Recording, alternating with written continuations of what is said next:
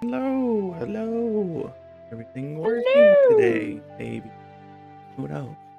We'll find out. Welcome back everybody to Whispers of Hope, our Legend of Zelda-based D&D campaign. I am the Dungeon Master Zom, as usual. We are do our intros quick, and then we'll jump to it as usual. Starting with Vivra. Quick. Hello, I'm Rhettaliate, aka Vivra, the druid. Oh, I'm Jaxi, and I play Demira, the weapon spirit. sorry. I'm Sky, or CeruleanxIris, and I play Akari, the Shiekah rogue.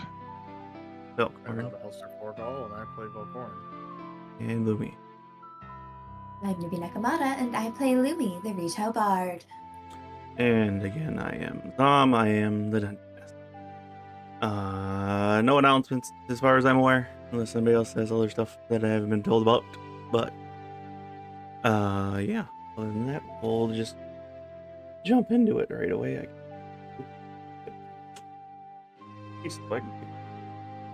Goddess inspiration first. Most things. Oh, that's right. We all got it last week, and I think only don't think Velkorin we used rolled. it. I know somebody used it. I don't remember. Velkorin was the only one. He's like, I got a 1. No, I didn't. Sure. It is the 6th. Everybody gets it again. Hey! Ooh. There you go. Second chance. Lots of fun stuff. Alright, brief recap of what happened last time. Our party was mostly conversing with the Great Fairy of Valor again.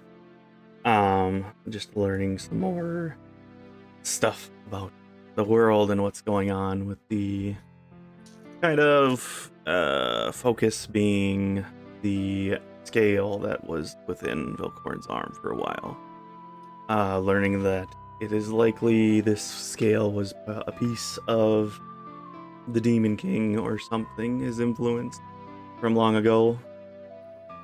Basically, the fairy showing great concern about that, considering it literally the Demon King, and because if he's showing up again, it must mean the seal that is holding back his spirit or influence is starting to wane. The implication of that being the sword that sealed away the Demon King is again starting to wane.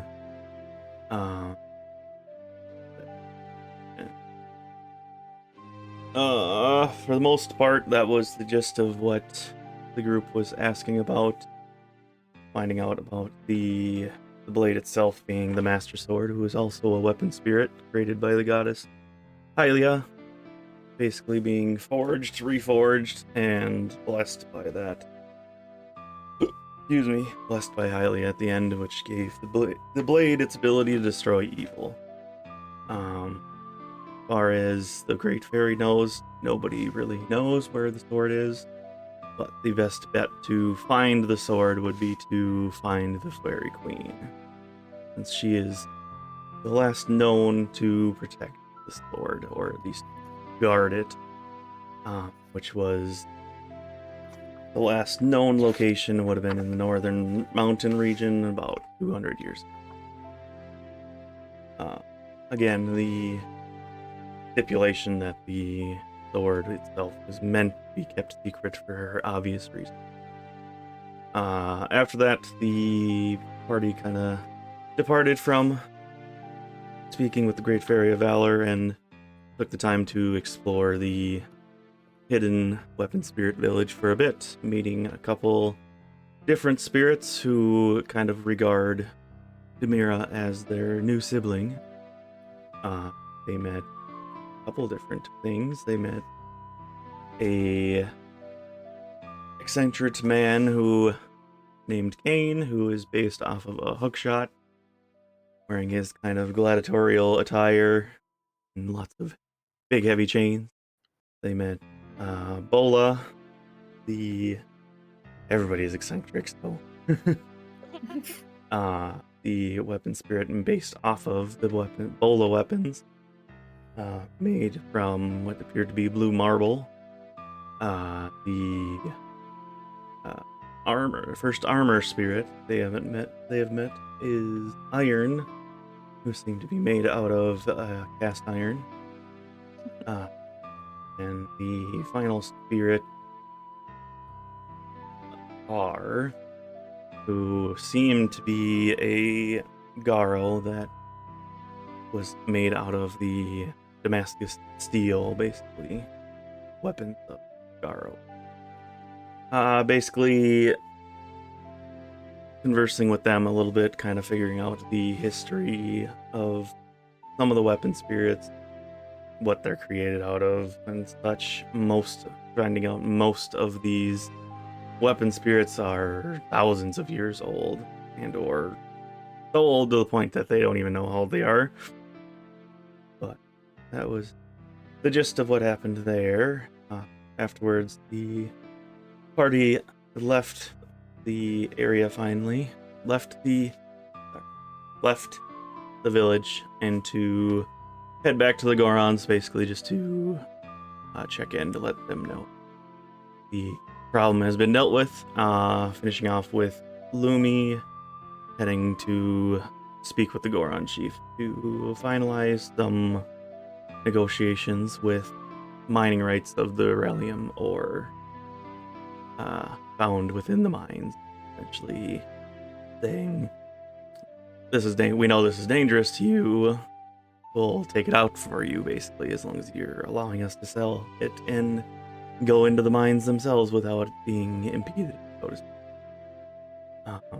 But with that,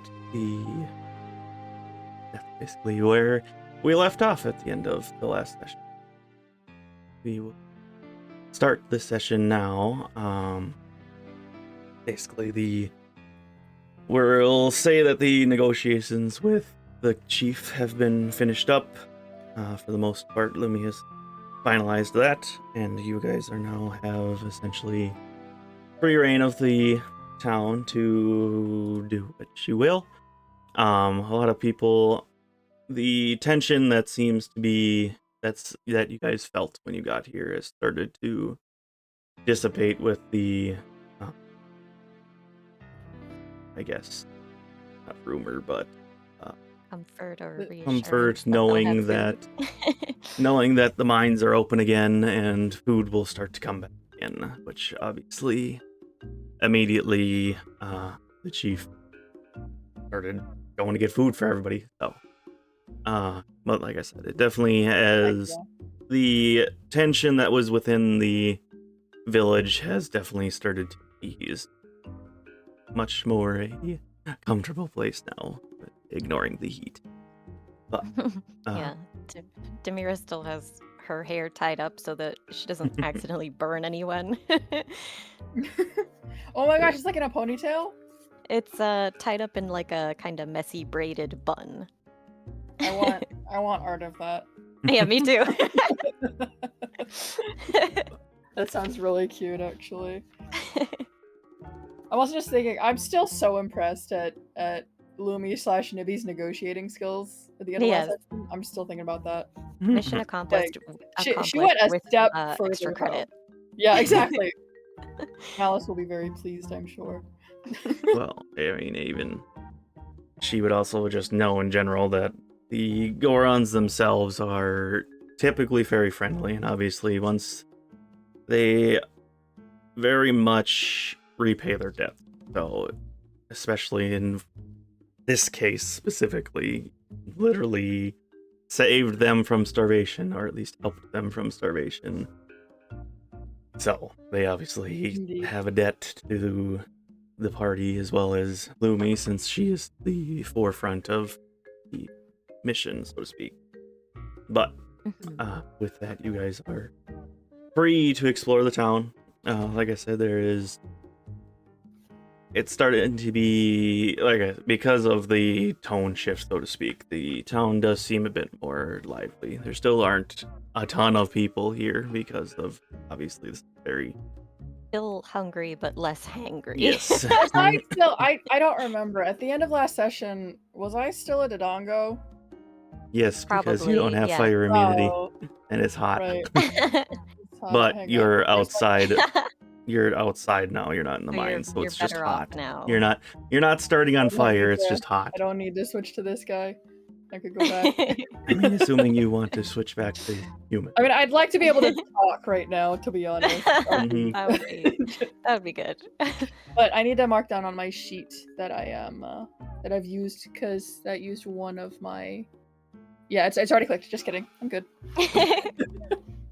But yeah. Because with the whole group here, before we all start spreading out and stuff, I think Vivra's gonna, like, once Lumi's done talking to the chief, once everything's kind of settled, we're like walking out. We're all still in a group, but we're separated from the chieftain and from the other Goron. She'll say, "We can look around right now, but I think we should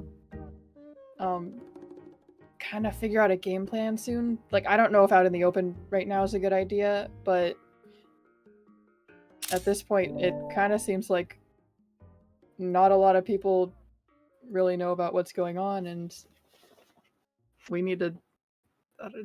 It kind of feels like it's up to us right now, which sounds crazy coming out of my mouth, but we need to either find the fairy, find the sword, or what was the? It's been 2 weeks. What was the third thing that we could have done? The other thing. Find the person who created Demira, find the scale, possibly. Potentially. There's a so You wanted to find Granny. You wanted to find Granny for personal reasons. Yeah, I don't think Vivra's gonna bring that up right now. But she will say, so we have all of that, and I am still kind of hoping to try to see Karn as well if we can. But like, I sent him a letter, so it's probably fine, but we have what I'm trying to say is there's a lot on our plate, and I feel like we need a game plan of where we're gonna go next soon. Demira nods. I'll just provide support and help out with whatever you all decide on. I'm not in a rush for anything. Are you? And we did talk last session. We talked about how people are still after Demira, right? Not really. I don't think that's common knowledge yet. Yeah. Oh, we don't know that? I thought we did know that. Is that still not common? Oh. Something? We talked well, with the letter. Warren doesn't tell us things. We kind of briefly talked about, like, theories of who might have made her, but I don't think we discussed that someone's looking for her. Yeah, like the one that whispered into Velkorin's ear. I see. But we still know about the letter and stuff, so I still feel like it's not out of pocket for Vivra to say, Demira, I know it was weird for you disguising yourself or something, but we don't know what the letter was really about and stuff. As far as I know, you guys didn't know about the letter at all. No, Vivra did. Vivra pointed it out to Demira at some point. She's like, Velkorin has a letter. You mean the original one from the that one. shipment. All right. Yeah, the one that was literally like, hey, this thing's better get to me. And so Vivra's like, that's still a problem. Just the fact that somebody is waiting for their weapon and it hasn't gotten to them. And it's so that's why Vivra right now, she's like, it's been a while. If they're still wondering, we still don't know who they are, you know? I don't want to use the disguise again, but once things cool down, I'll pull the cloak up again, or perhaps someone could help me appear more human. I don't know how much it would help. Do we have makeup? It would melt off currently. We thought about that last time. Right. My brain is like forgetting details right now. I apologize. But yeah, Vivra points that out at the very least right now. It's like, yeah, maybe when we leave here, I'm sure we're safe here, you know. Akari looks sorry, excuse me. Akari looks at Demira, like, thinking for a moment, and then asks, is disguise self the only way you're able to change yourself, or are you able to kind of alter your appearance? Because maybe that can be a way to feel more human. I can only make very slight alterations to the exterior. Nothing substantial. What about that? Demira already wore the sundress at one point, right? Mm-hmm. What about that dress that you wore before? That wouldn't be too hot right now, right? My skin's not like so hot that fabric would catch on fire right now, would it? Sorry, forgot to DM. unmute. No, not out now when you guys are out in the open air. Oh, Shut up. you're turning Canadian. Shut up. That's Minnesotan. Out and about. That's Minnesotan, not Canadian. Whoops. Anyways. Like I said, when you guys were out in the open air, it's like 120-ish. It's hot as balls, but it's Yeah. not. You're gonna start on fire. Not catching on fire. Oh. Okay. For non-American units, that's like 40 or 50. Something like that. Hot. Very hot, but not Mhm. on fire.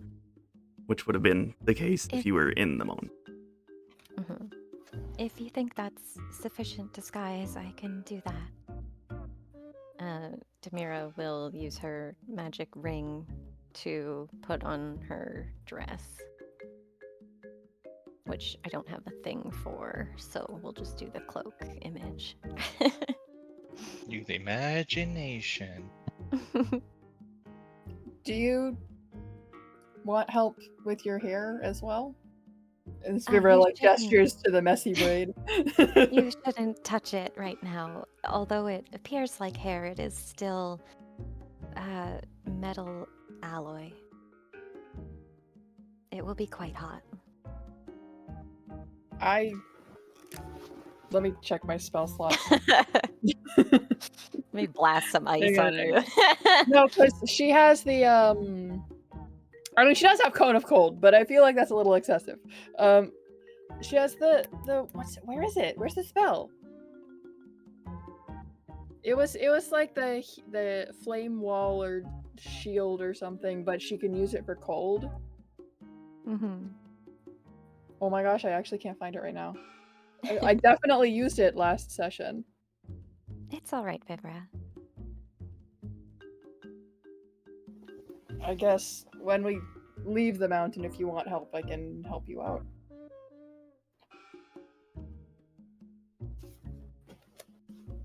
If you, I mean, you don't have to, you know. Demira just like smiles at her. Her mood has been like a little bit off since leaving the halls of valor, but she does give a little bit of a smile. Heck yeah, we're winning. Vivra doesn't say that, no. Imagine under her breath. I won, she smiled. I found it. It is Fire Shield, so yeah. I have a spell slot. 10 minutes. I can fix your hair in 10 minutes. Thank you, Vivra. I feel much closer to you lately.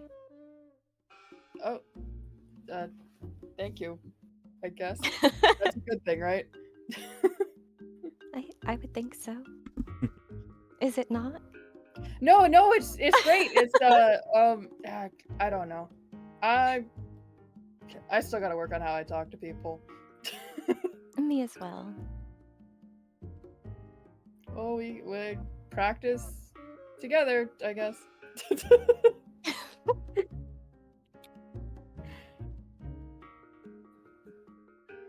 They at this point, we'll say you guys were kind of off on your own in the center of town, kind of just waiting for Lumi to get back from her negotiations.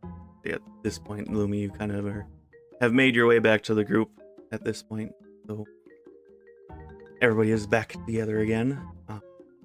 Oh, I thought I was waiting till Lumi got back to say that everything else. So are we switching these conversations then? We fix the dress and then Lumi comes here and then Vivra says we gotta make a plan? Sure. Cool. Yeah, there we go. There we go, fixed it. I overheard you two. As long as you two aren't practicing speaking with each other. Well, what's wrong with that? And you maybe add a little bit of Lumi and Akari into the mix. It just becomes for some variety.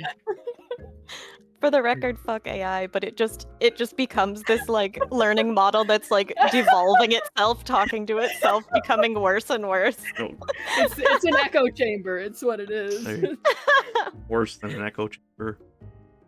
Vivra's cheeks puff out a little bit, even though she knows she's That's probably okay. right. I'll ask Akari for advice. Yeah, let's go. Yeah, I'm sure Akari's a better conversationalist than Demira and Vivra. I'm just saying some variety will help. Well, okay. I will do my best. And I Demira kind can of slinks away to the back of the group. I'm going to go see if I can find that goddess statue. Oh, right. That was the other thing. We were gonna potentially go to a temple to see if Demira could pray and get divine favor. There was a couple different. I guess I wanted to give you guys a recap since that's my job. You guys kind of had a couple different goals or assumptions on what you could do to deal with the looming threat, so to speak.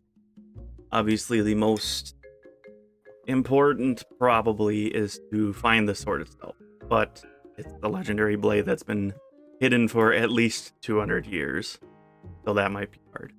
Another option is to attempt to get into contact with Hylia, who is the goddess of Hyrule, basically, but also knowing that her influence is not very strong yet because of the fact that 200 years ago is when she gave up the mortal body to become a god again. So to speak, she's been basically very dormant and still present, but dormant within the world, not having a very active influence.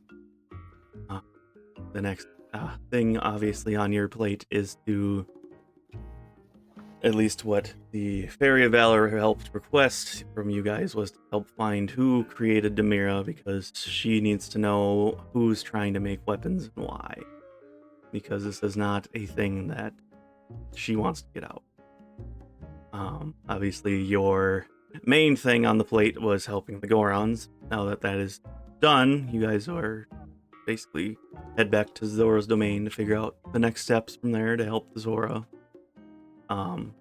The above goal from there, when you guys had your conversation with the king and all the other people, including Frederick, you guys had the understanding that Inara was the one most likely to be behind the attack that happened. And then basically the Frederick and his people are in the process of trying to figure out essentially what they can do to obviously deal with this threat. Because obviously you can't just invade a town without reason or proof. So essentially they're trying to find proof that Inara is the one behind everything. Because as far as they know, most of the evidence was gone by the time everything was finished. Or at least there was nothing solid to link back to her. We got a couple pieces of evidence, like the arms off of the cyber Lionel thing. Mm-hmm. So you have a couple things. Priority is returning to the Zora domain, because that's the quest we're on. And then we have the looming priorities of deal with Inara and figure out what this whole Master Sword thing is going on. Right. And then we all have our own little personal side quests exactly. that we can sprinkle in between. Exactly. So, as a general thing of what everything's going on, you have a lot of tasks. Your guys' quest log is starting to fill up. Yeah. I won't be long, so you can look around the town. It seemed like you wanted to check out a few places before we went to the mines. I'll be fine. You're going on your own? I believe it's just out in the open somewhere, so it doesn't seem dangerous. Vivra looks to the rest of the group. If it's in town, it shouldn't be a problem. I think doubt so. I doubt the Gorons will have any issues with it, and it's pretty hot up here. Okay. If you guys say so. Demira nods, and she'll just go off looking for the goddess statue, because we were told that there's probably just one in town, just like a little statue somewhere. But you guys can do your stuff first. I don't think Vivra has a plan right now. But for the most part, Vivra is anxious to get to the next thing because it feels like we're on a clock again. Like, our time to get things done before it gets even worse is very limited. You're on a clock, but you don't know how much time is on the clock. Exactly. That's the problem. So she's like very on edge about how much time they really have.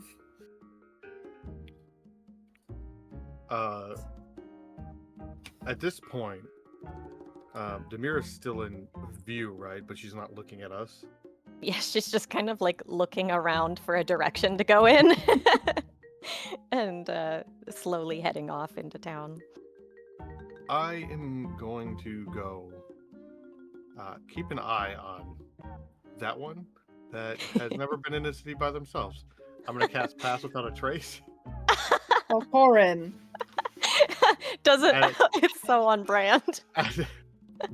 I'm gonna help you, but I don't want you to know I'm helping you. You know, she would have been fine with you going with her, probably.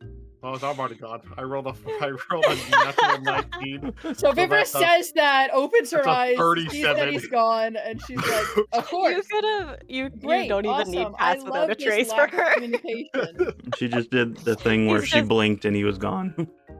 Yeah, literally. Just, she does the thing where in animes they close their eyes to explain something, and then when they open it, the other person's already walked And he's off. already gone.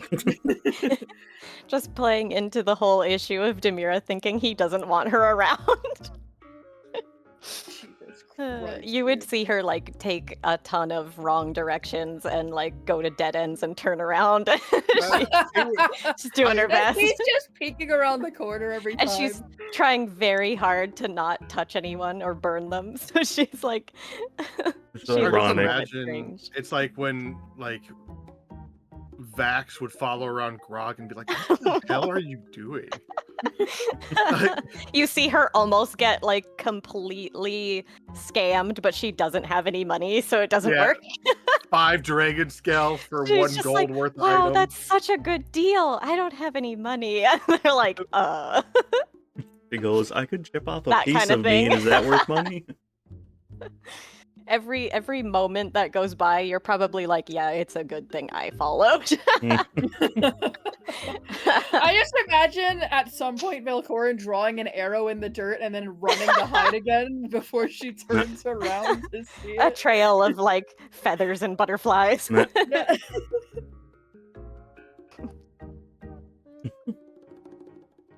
River just puts 2 fingers on the side of her temple and it's like, maybe one day there will be regular communication from that one. No, but you see, this gives me time to eat my dinner. I see. I just imagine Vivra under her breath. So glad I got over him. You don't want to stalk her boyfriend? It's the problem is she knows. No, that's the problem. Is she's seen him sneak off to follow people several times at this point. So she's like, if I had ended up with stalker. All I'm saying is a lot of women really like Ted Bundy. No, I was just saying, just the Ew. dark romance girly within me is like, okay, I see you. And then the Vivra girly is like, no, Vivra would hate that actually. I guess what's Lumi up to, or what's her agenda since her thoughts of what? I guess the better question is, what are her thoughts since she's the most quote unquote outsider of the group right now? The most sane, I thought you were gonna say. That too, probably. Honestly. She's got a lot that she is like mentally processing at the moment because there's so much going on. Yes. And Oh, it's yeah. so much larger than she believes that 5 people can actually deal with, despite how well connected Velkorin is. Yeah. So it's she's just kind of there. She is near Vivra and Akari, but she's just kind of doing the vague disassociating. If you want her to have heard Vivra's under the breath comments, I'm totally okay with that. By the way, I rolled a 10 for her stealth, so you know. No, that she's not being very attentive at the moment. Cool. Perfect way to somewhat snap her out of it. Lumi, you feel in your pocket. I should say you see a slight green shimmer in your pocket. Ring, ring. And you hear the magical whoosh sound, because I don't know if I have the sound. I don't, but it's the gossip stone that Malice has given you. Seems to be pinging you. Oh dear. Under her breath. Oh dear. And so she takes out her stone and she just steps a little bit further away from Vivra and Akari to answer. Master Malice, we have just finished speaking with the Gorons. They are willing to render aid, of course. Perfect. I was just calling to check in with you, see how everything was going. I know it's been only a day or two, but good to know. Good to know you guys are working quick as I expect of you most of the time.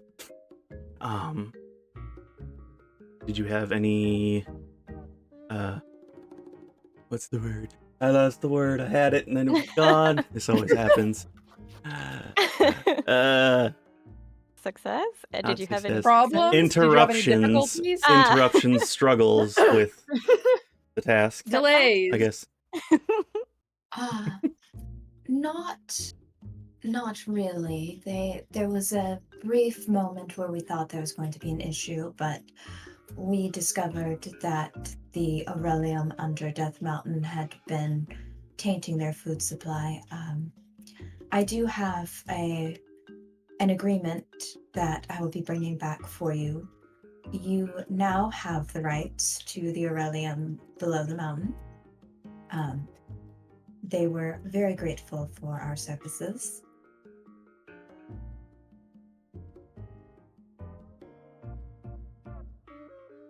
Well, up on my end a bit. Hopefully that'll help. Said you found even better.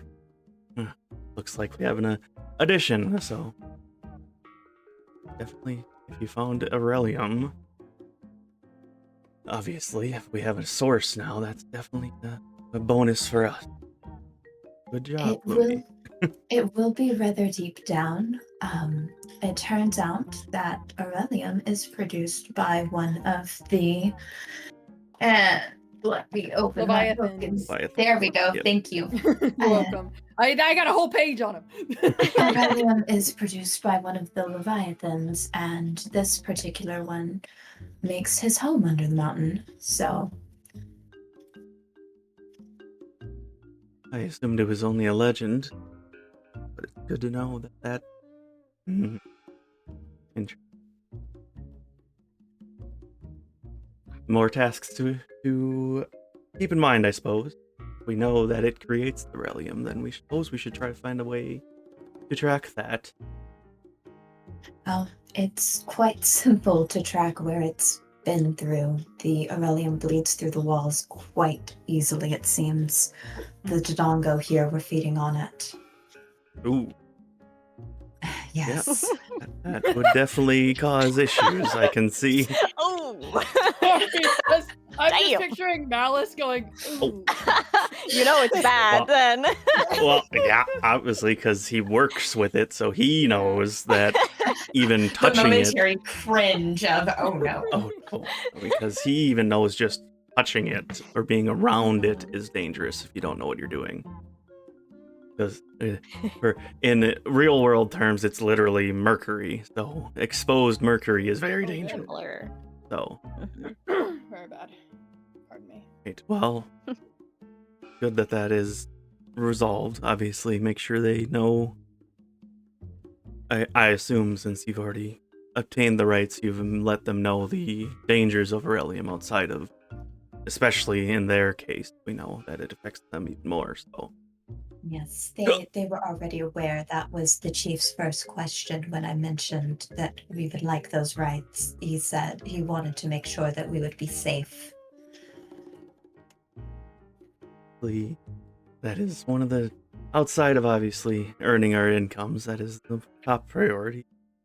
Nobody gets hurt, especially when it involves Aurelium.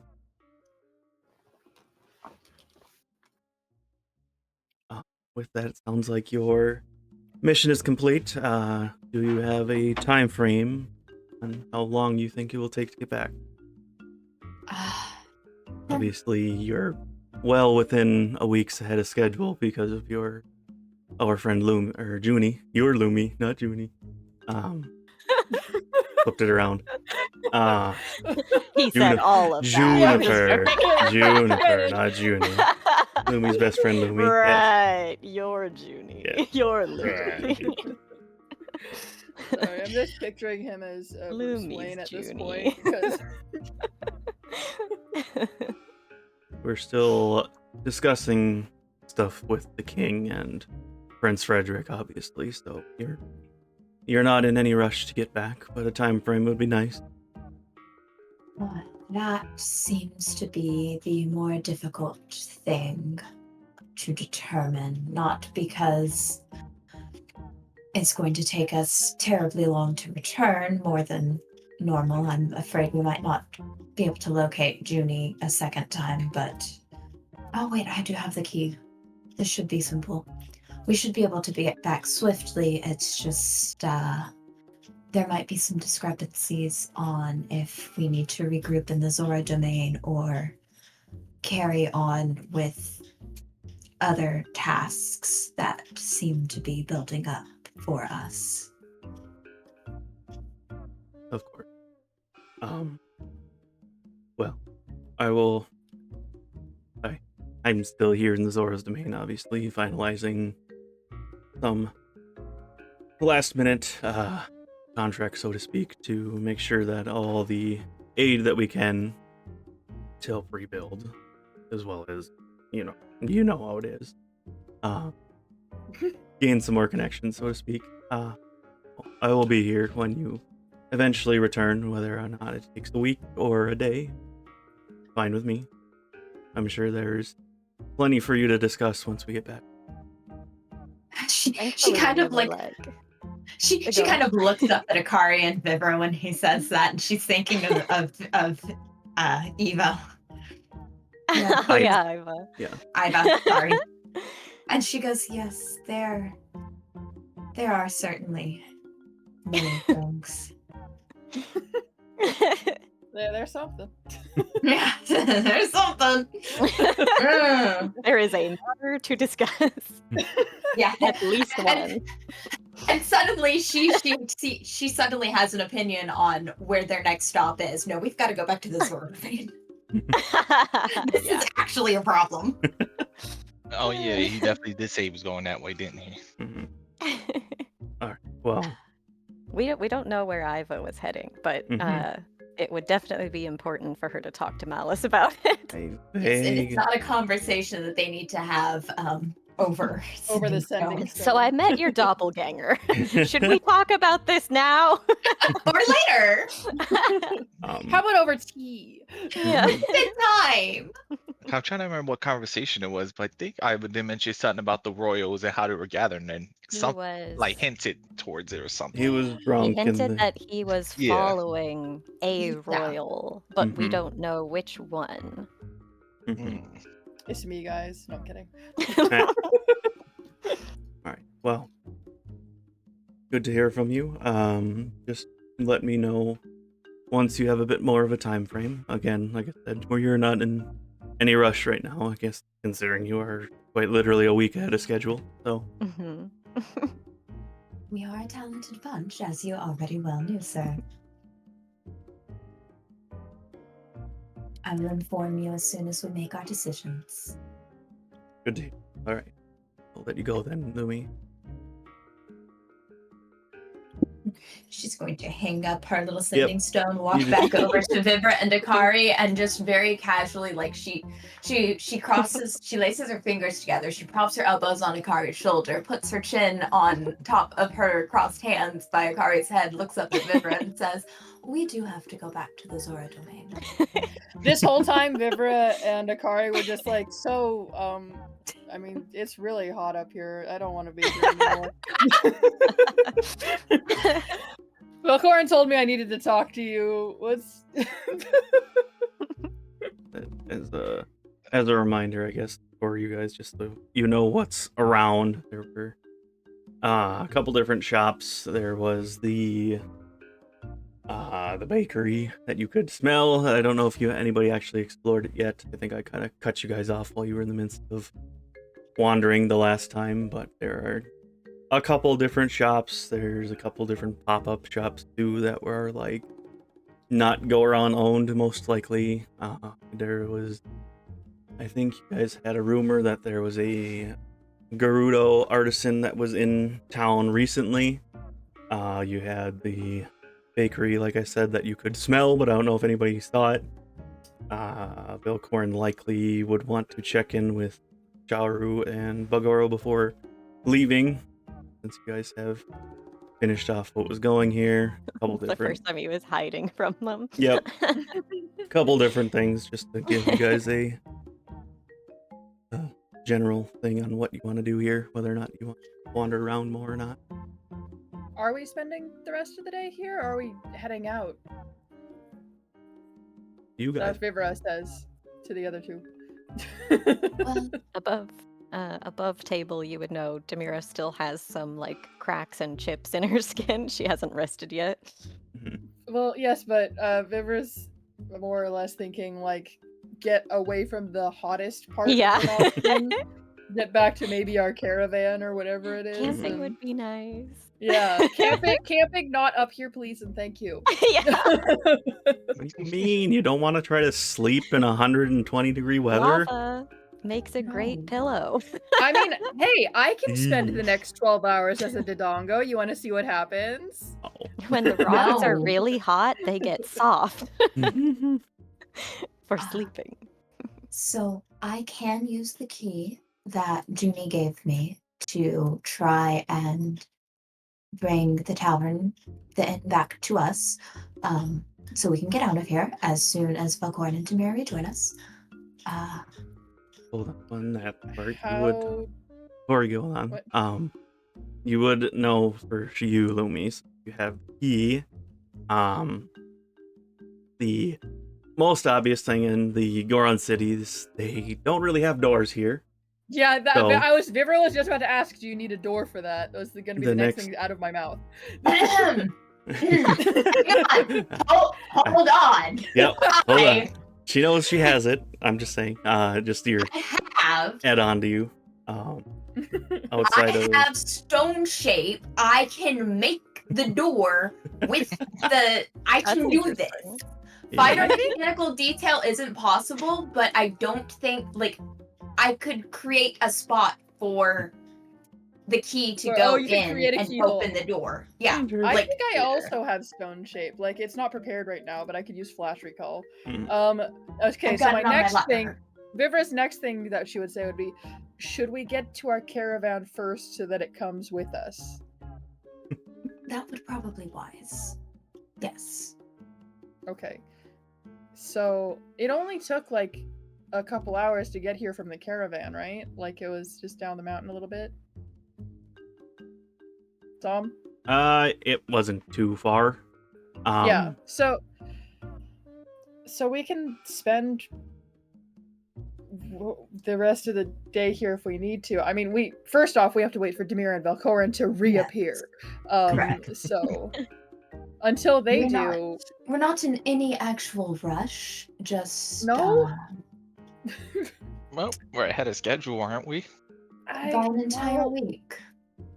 Okay, so we're ahead of schedule on that front, but what about the whole Demon King corruption, the sword is dying something or other that's happening right now? That is currently above my pay grade to panic about. I will leave the panicking to you on it. Great, because it's happening. Yes, I see that. That's why that is firmly in your court. We can revisit how to handle this once we are not in a smoldering volcanic wasteland. The Gorons are a lovely people, but heavens, I do wish that they lived in a different locale. I was just gonna say their choice of location is questionable at best, but I suppose got hot they're springs all over. What do you mean? I could agree with it. I could definitely agree with it being hot here. Although I guess hearing hot springs on a hot day. Yeah, it's gross. They are healing, restorative hot springs. Word on the street. Yeah. Just word on the street, they have really great hot springs. You know what? If I decide I want to turn back into a Dodongo, I'll try the hot springs out. But I don't think maybe Iva is at the hot springs again. Also, in regards of the Demon King thing, we don't have enough information to know where the sword is. Thus, it wouldn't serve us any real purpose to wander around blindly and aimlessly. One thing I've learned all my life is the main thing we need to do is try to gather information. You are quite correct, and actually. And she finally like stops leaning on Akari and starts looking around. Do they have like Before she spoke, she did have a smile when Lumi did the shoulder thing. I guess you get a chance to fit that in. I don't know if they have an inn, but considering we've got a little bit of time while we're here, want to get some lunch? I can smell bread, and I've been smelling it this whole time. That would be the next best place to go and talk about rumors. Always follow your nose. What an excellent skill, Vivra. As long as it's not rocks we're being served. It doesn't smell like rocks, but I could I can cast detect poison on it if I want. They may make their rock smell enticing for themselves. We don't know. To each their own. My family would eat rats if they were left to their own devices. There's nothing wrong with it. I don't think I have the capability to eat a rock. You don't want to try the rock roast? I'm inclined to agree. I mean, this evolves into the finer points of how some of her cousins have to use the what is it called? The chickens have them. Yeah, chickens eat pebbles in order to digest their food because they can't. Yeah. So this devolves into like Lumi being like weirded out by her more bird-like family members. To each their own, but that couldn't be me. If there are rocks, I'll try to figure something out. Let's go and see if they have decent food that non-Gorons can consume and see if we can learn any rumors from them.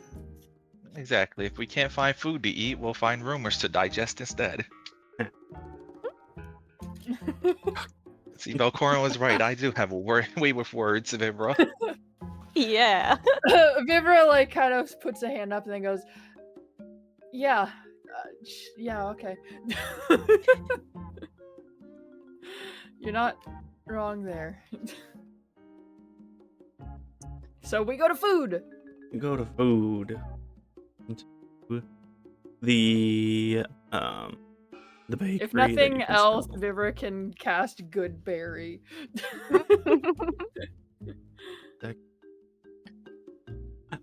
Notes, but hiding somewhere.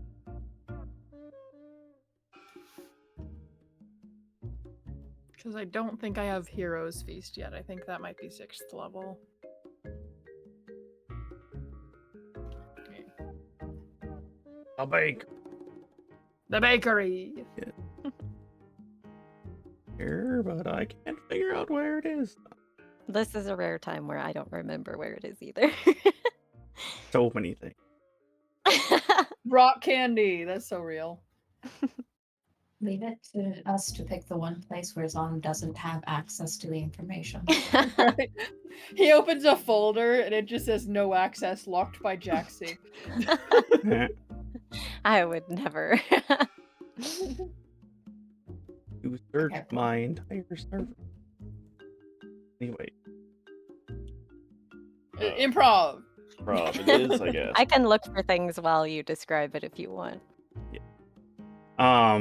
The irony that the bakery, in quotations, that you smell as you guys start, you're following your noses, basically, to try to find where this bakery Okay, is. Toucan Sam. Shut up.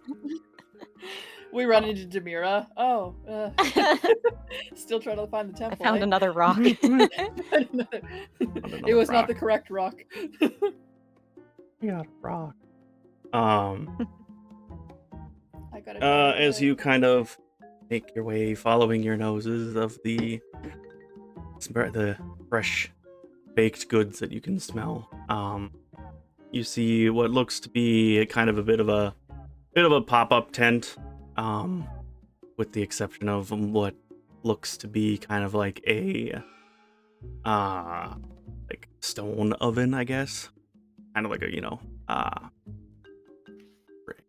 brick stone oven, I guess, so to speak, with the steam and smoke coming out above it. As you approach, you can Oh my definitely gosh, there might be pizza. definitely smell all of the foods now.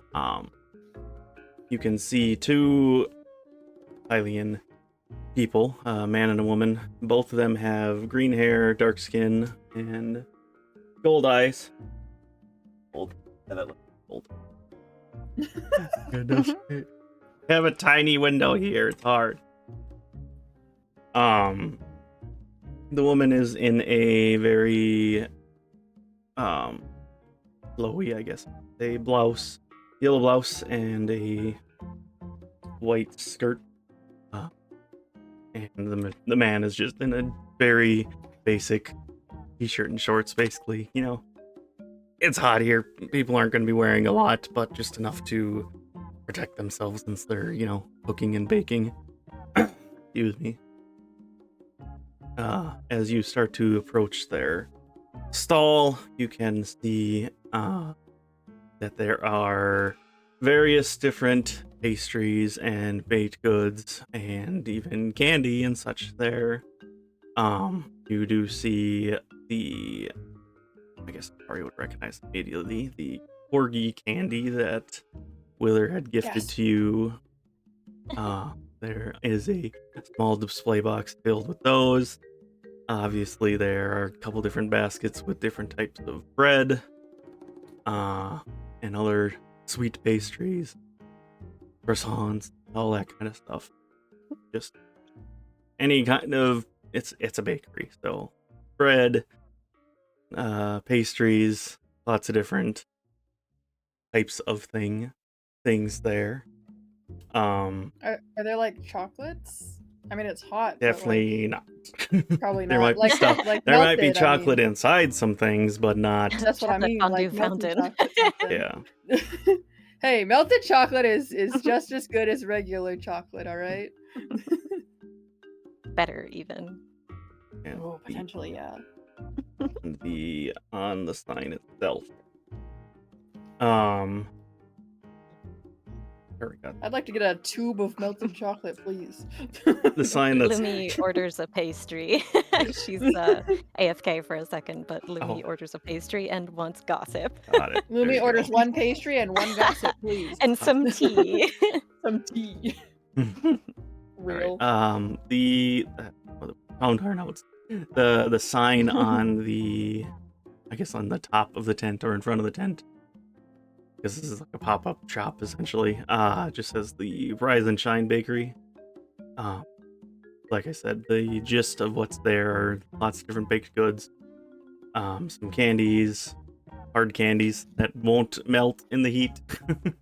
But both of the two are just working away. They're not too rushed, obviously, because they understand that Goron's rocks, but that's not to say they wouldn't eat anything else. Also, there are some non-Goron residents / people that are here, so likely something that they're there to either gain some recipes or just kind of trying to reach out to different types of audiences, not audience, Uh-oh.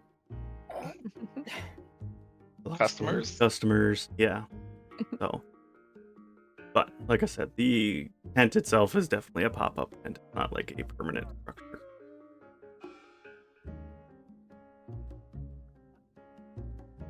Sorry, one of the customers is the chatty Cathy over here. Akari, it's all you.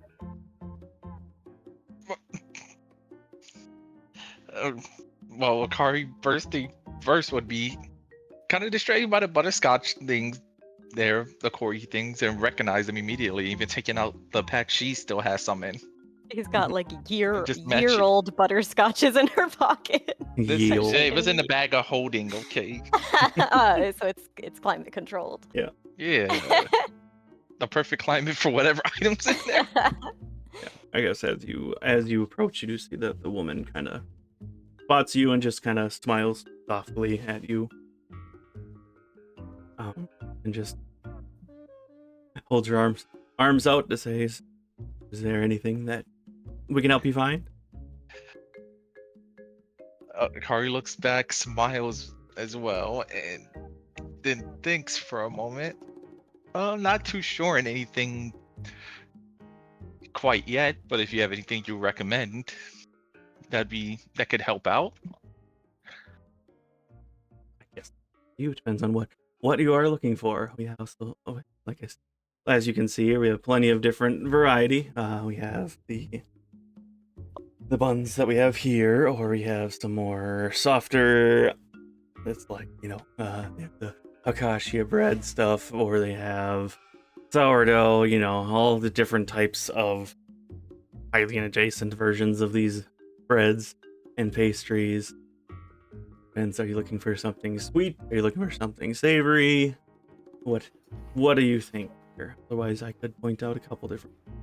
You already have the butterscotch candies that we shipped out to Lon, I assume is where you got them from. Yes, that sounds about right, yes. And then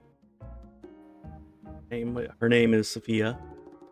And the guys, what? Hale. That's Hale. Yeah. He's kind of further back behind. He has an apron on still as he's working away, kind of molding some dough and such.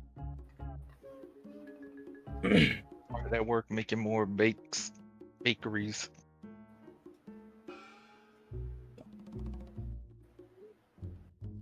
And after a moment, she goes, "Oh wait, you must be the group that kind of came into town here. We've been hearing a lot about. Obviously, we don't have very many visitors that are not Gorons or Gerudo. So interesting.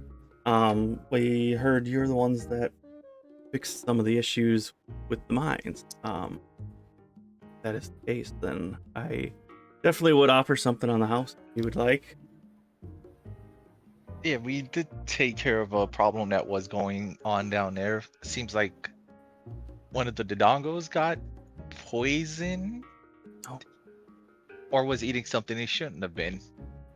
But it was resolved without any conflict or injuries. She thinks about that for a moment. It's like some injuries, but not like major injuries. And then I was gonna say, as she mentioned giving away some of the free stuff, you do hear Hale from the background just kind of saying, "Unlike you to give away stuff for free." But yeah, she speaks up and says, "Oh, knew the Dodongos were obviously within the mines themselves, but I didn't hear, and then I knew they were aggressive. That was the issue that was going on. But interesting that poison would cause. I suppose that would make any creature uncomfortable. Poison. Yeah, when you eat something you're not supposed to, that can really cause a bad reaction. But anyways, like I said, something you want specific, I can give you, and I guess one of each for your parties as well, something on the house to give a sample, so to speak, as well. Reward as a bit of a reward to help out here. I know Gorons themselves have been struggling, considering they don't really eat the food we make, unfortunately. Yeah. Kari would turn to the other two, especially when it was mentioned, something on the house, and just like, is there any type of sweets you would prefer? Obviously, we have the butterscotch candies that we have that you've already taken. It was talking to Lumi and Vivra there. Sorry. Sorry, say it again, please. Akari, I was gonna say Akari turned to Lumi and Ignore me. Vivra and asked, like, if they like, if you like sweets or any kind of sweets. I mean, she's gonna ask more about the lady too, so that works. But that's just out of the order. Well, I like sweets. She Vivra actually has candy that she's held on to as well. If you have anything with honey or caramel, or Sorry, I had something in my mouth as you asked me a question. Of course, we have some. Are you more inclined to soft candy or hard candy? I guess, if that's what you're looking. I don't mind either way. I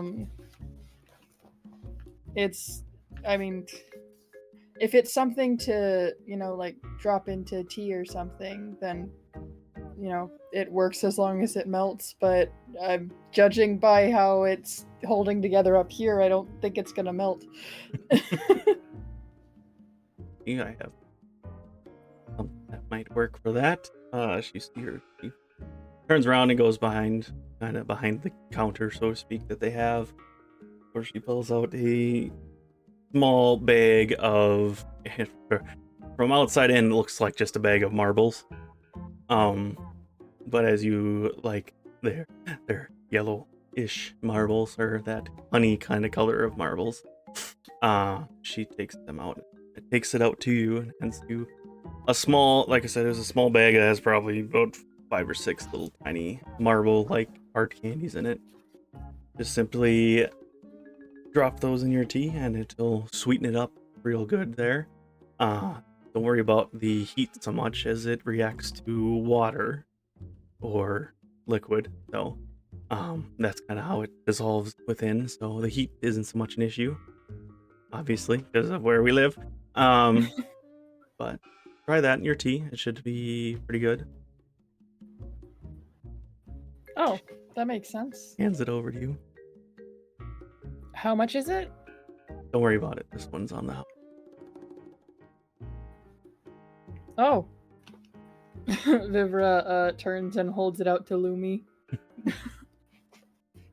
Yeah, can we help resolve the issues? They want to give us a thank you. It's so very sweet. So she'll accept the. Nice. So Speaks up as you say, "Oh, that's so sweet." She's like, "It is." Kind of gives. As for savory, what do you have here for lunch? We actually have a newer creation that we've been trying to test, so to speak. So if you would like to be our test dummies, I could offer that. It's kind of a stretched out dough that has multiple different toppings on top of it. Pizza. Yes. I mean, Vivra doesn't say that, but she's like, yeah, I'd be willing to try it. different types of ingredients. The kind of main one we're testing right now is a ground up tomato sauce with some of the Akari cheese. We've got, obviously, since we're close, we put some of that on top of it.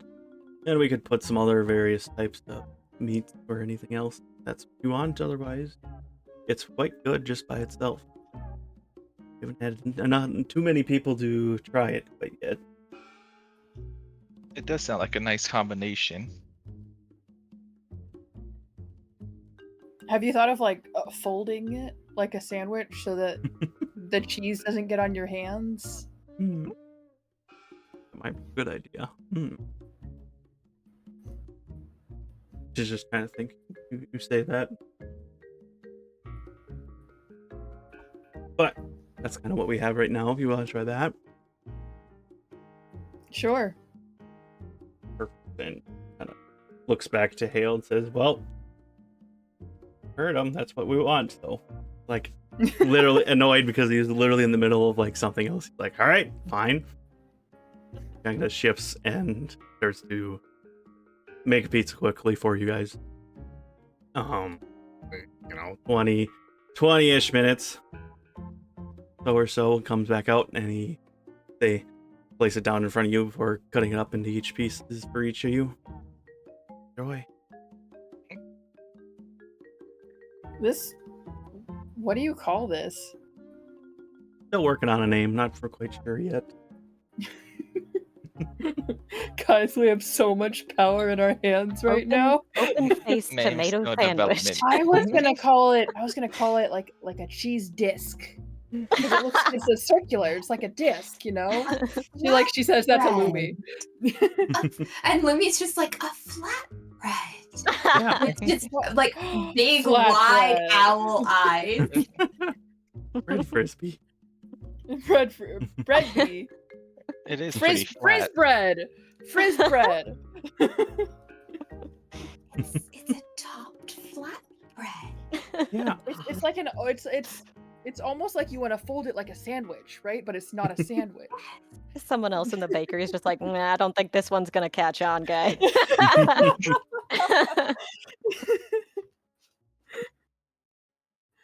And as you guys are tasting your newly invented meal, the woman spoke up. Have you...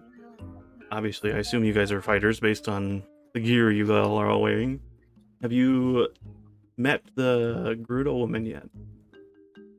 She's a weaponsmith / blacksmith. She kind of repairs most of our tools when you get here, but she doesn't come around too often.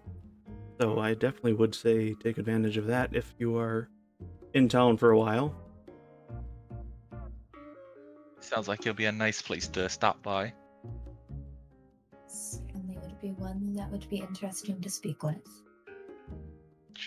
This is true as well. Kind of points up the path there and just follow the path up above there. You'll see her.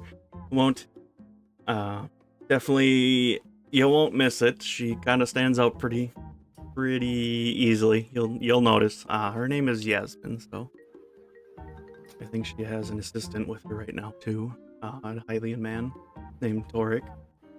So if you see either one of them, that would be what to look for. Akari nods and takes down that information mentally. It sounds like a plan, and how to not miss them. Not. We might even find customers there to listen for information from.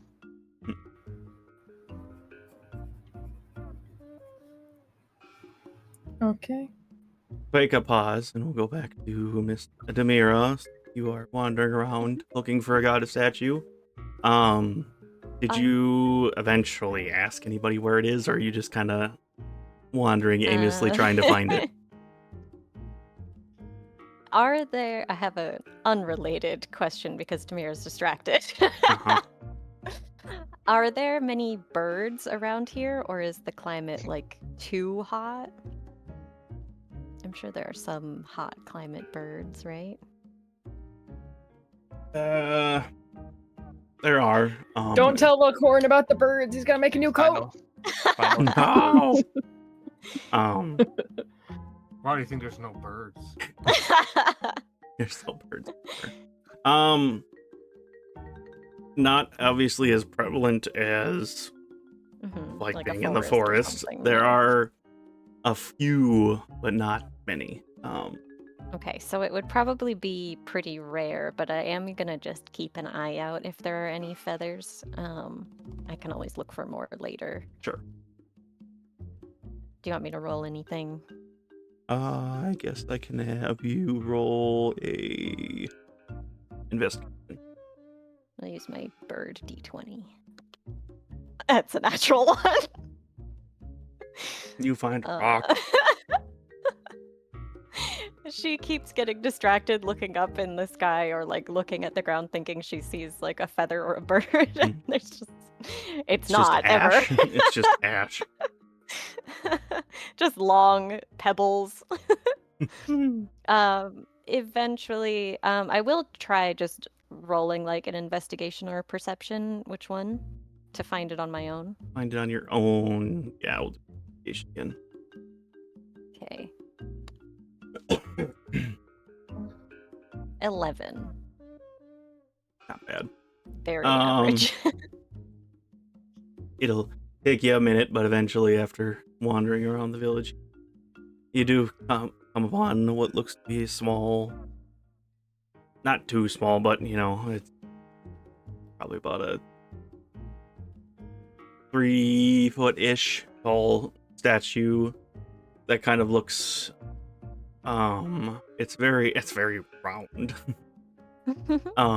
But it looks kind of like a woman that has her eyes closed.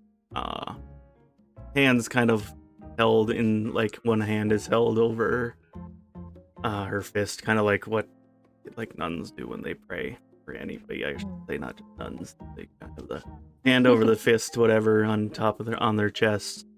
Eyes closed, and then it's very round but the only exception is the two large rounded wings that are out behind the back there. But you can make the assumption that this probably is the goddess statue, assuming this is the first one you've seen.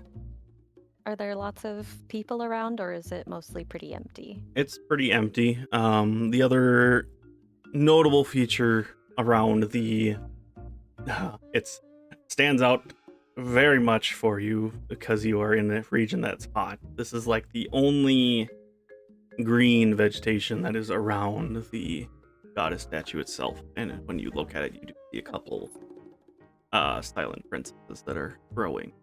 Very ironic because this doesn't make any sense on how they could grow here, but okay. I will not pick those. They seem important. Okay, so once Demira spots it, then she kind of quickens her pace and almost like sort of jogs over to it. And then she stands there like not entirely sure how she's supposed to interact with it, but eventually she sort of just kneels down in front of it and like looks it over for a while, trying to see if she feels any connection to it still.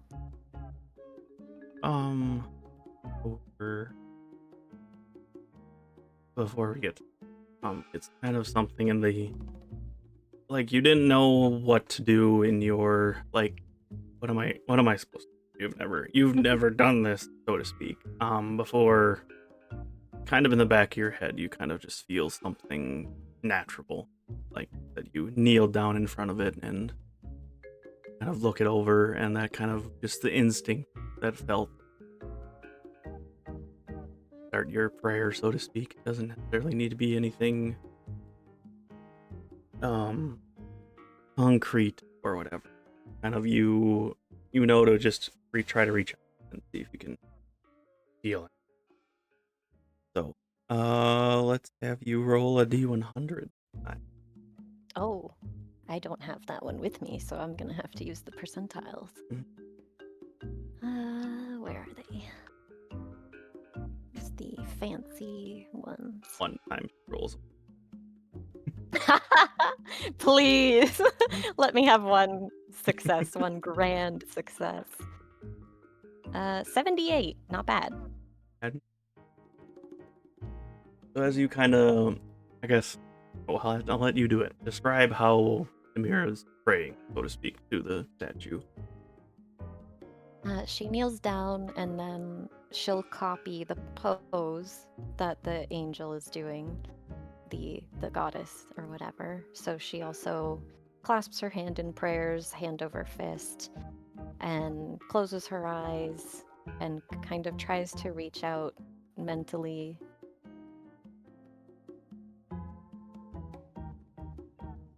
I guess what are your thoughts as you're trying to reach? What are her thoughts? In dialogue or in concept? What is she thinking? Basically,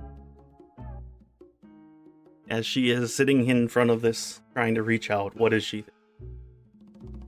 Conceptually, she's reaching out for connection and like belonging.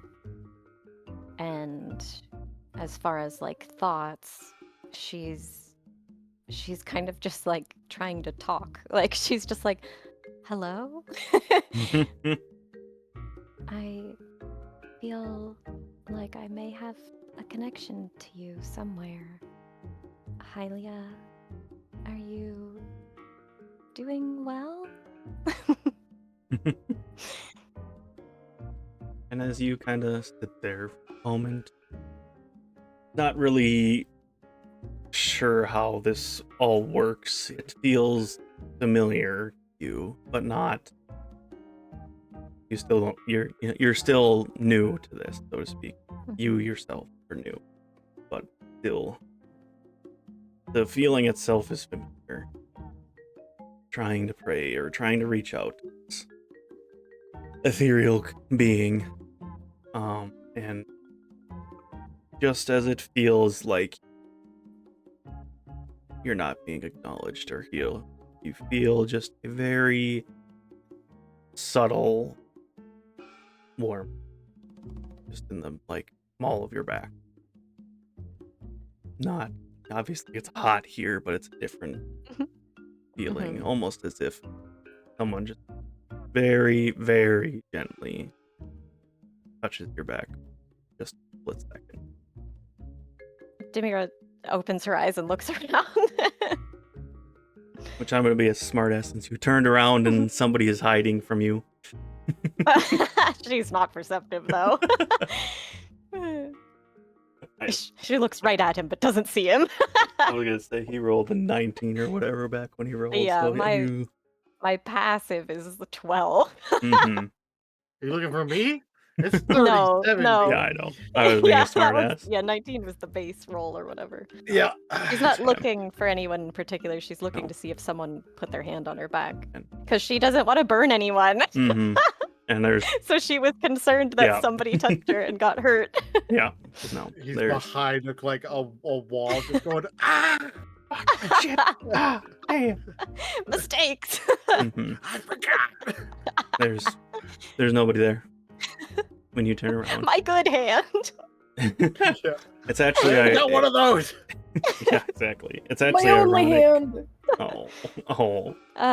It's actually ironic that there were people around when you first sat down and first started to pray, so to speak. But when you spun around quickly, you noticed that there is no one around.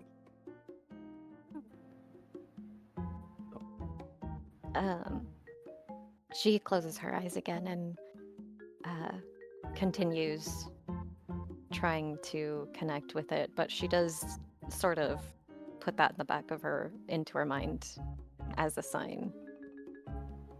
I will keep trying to contact you or forge a connection. Thank you for everything you've done for everyone. And then she'll get up and dust herself off.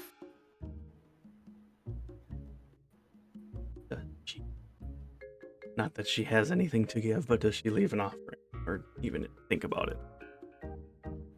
Would that be something that I kind of feel is natural, or where's It's my more of a inventory? thing that, like I said, you don't know the procedure, so to speak. Is it instinct? Is what I mean? Is there an instinct to do so? Is likely a feeling that you could leave something, but it's not expected. There are flowers growing around it, and Mhm. I have 3 sundelions left, and I think that would be a good offering for a goddess. So she will take out 1 sundelion and place it on right in front of the statue. Something that you might not have noticed initially, but now that you see the Sunderline and the Silent Princess together, they actually look almost identical, with the difference being different colors. Something you didn't put together at first. Considering both of these flowers are considered extremely rare and are not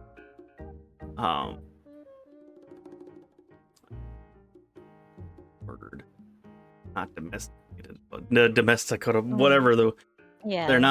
you're not able to grow them. They grow in nature, and they are impossible to try to grow yourself. So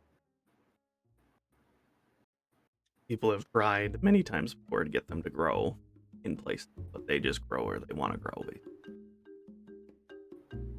is why when they grow, that's typically where people put these goddess statues. The Silent Princess has always been a very subtle symbol, meaning that ties itself to the god. And the Sundelions are, so to speak, kind of like a sister flower. She smiles at how it seems to fit in nicely. And she'll go find somewhere to sit where there's more people. And she's just going to people watch for a while. What is Mr. Stalker doing? How does he feel seeing her? Ah, it burns. Holy light. My weak. I see all the craziness, right? Craziness. Her looking around to see if someone's behind her. Yeah, just her being fucking, or her being skittish and weird. Like, when you saw her suddenly turn around, it probably made you go, ah, shit, because she thought she saw you. But then you realized, like, there's no way she could have seen me. I'm perfectly hidden. So.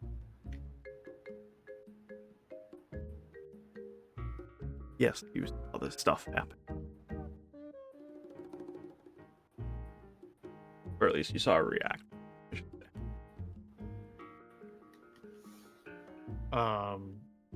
I would be, I guess, just watching, observing, and seeing what the heck is going on. I don't want to get too close to this because I don't want, the presence to interfere.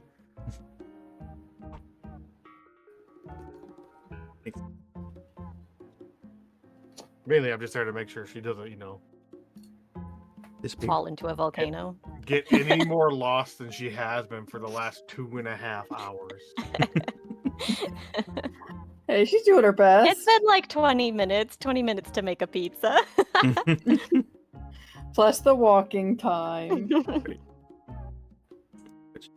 Which, with that, She's in a public area where she can easily be spotted. Yeah. She's just watching people. With that, go back to the other group who is having their lunch, so to speak. Man, it's good.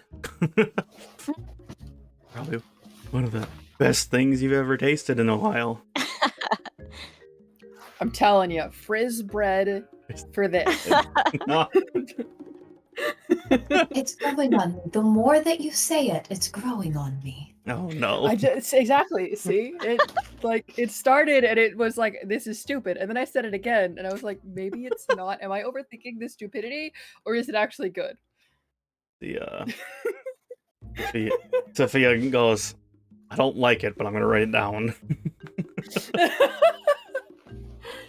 I would pitch a topped flatbread because the bread is flat and you put toppings on it. But it's a very on the nose, and I feel like a very, very terrible bar for even suggesting something so dull. No, but see, it's not dull. It's to the point. Is what I'm It's thinking with descriptive. that one.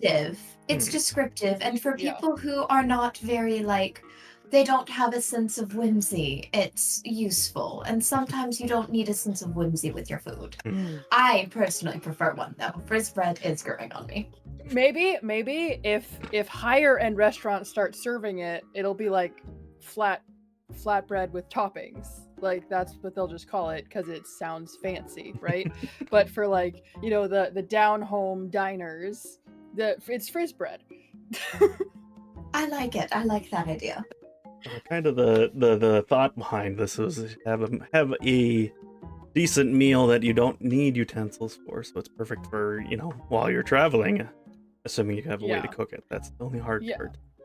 Yeah, but you know, now that I'm thinking about it, I'm worried that children will hear frizz bread and throw it. Ooh. Oh.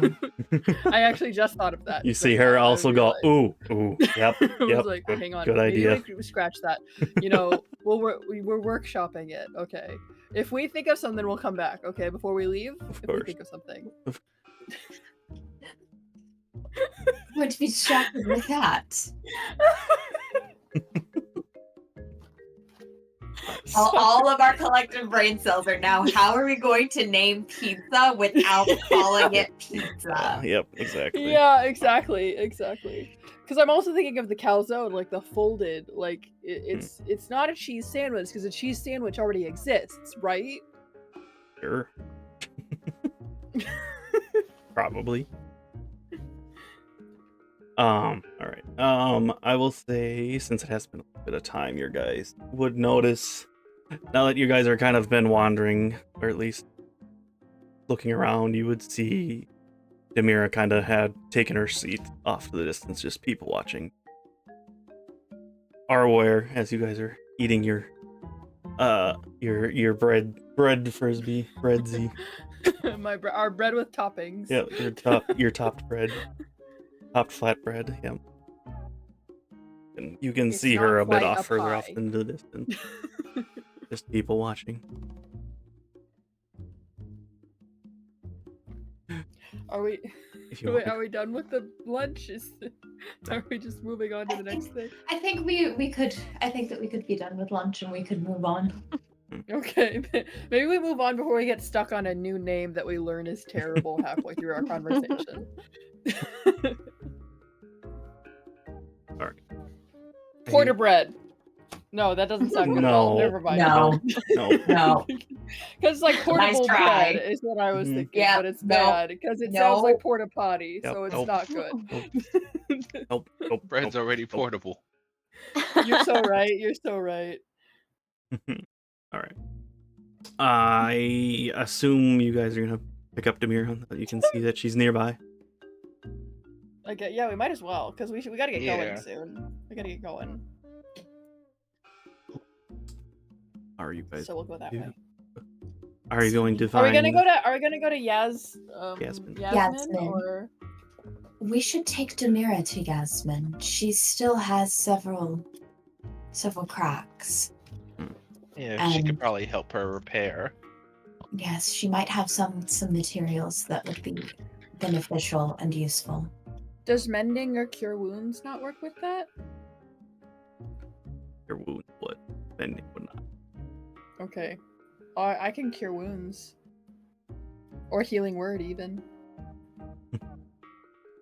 A long rest would also do her good, but... A nap. The fact that you actually said long rest in character. Listen. It means what it means. I'm tired. It's been a long day. It has been. You guys have Yeah. had. We're You And guys. so overdue for a the, rest. the Nibby words and the Lumi words are not connecting. You're getting Nibby words in Lumi's voice. A long Uh, rest is a rest that is long. Yeah. I will cast good healing night word as we sleep. walk towards her. So that's 11 healing because I casted it at 3rd level. Oh. There you go. Uh, So Demira like, looks up and looks around. yeah, we're walking up to you as she. Yeah, because you don't need to hear her say it. She just has to quietly say it to cast it at you. Thank you. I wasn't even thinking of it. There is apparently a lovely weaponsmith a little bit up the road, a Rito woman named Yasmin. We were going to go and visit her. Would you like to come with us? Yes, that sounds very interesting. Do you know where Velkorin is? No, I'm I thought it was assuming with he's. you. Lumi's gonna make an actual concerted effort to look for this motherfucker. Good luck. Hang on! I'm getting the damn guys! I'm curious on the roll too. What if- Vivra says that she pauses, places a hand on Demira's shoulder, and says, No! "It's probably fine." Careful! Beloved hold on. DM. Oh What am I right! rolling? Ah! It would be perception if you're trying to find him. Perception? Okay. The fact that it actually slipped my mind Yep. is really Where funny. did I write down my spells? Well, Demira that's gives a you 12. Never healing word mind. back. She Oh. doesn't see him. Oh. She does not. I Oh my have a God, plus the 10 to difference- perception, by the way. I need you to know. I So was I just assume about to Vivra took a say I D6 would or give guidance, something. but I can't touch people. Nope. I'm not So, burning Because anything on that. because of that damage, Vivra's now bloodied. Oh. Oh god.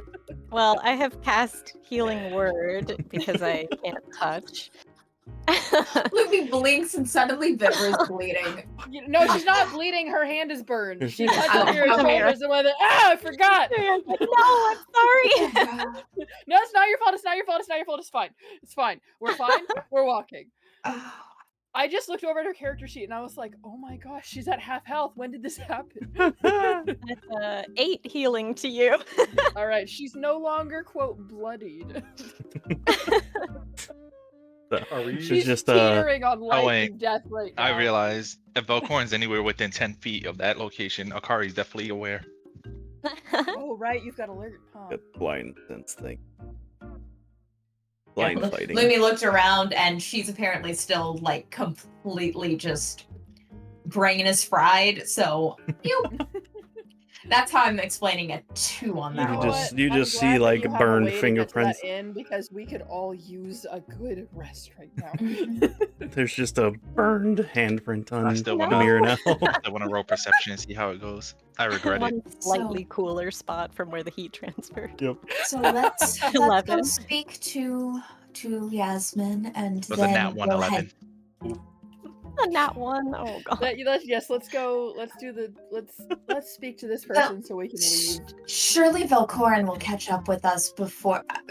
Surely before we. I'm actually sure leave the he's village. somewhere within earshot. As Vivra they says start- loudly. As they start Akari, walking, and Akari Lumi just says hears that, this and just said yes. Demira sort of says, "Do you think that he's actually avoiding me?" Highly doubtful. Vivra sighs and says, no, I really don't. If anything, he's almost avoiding the rest of us even more.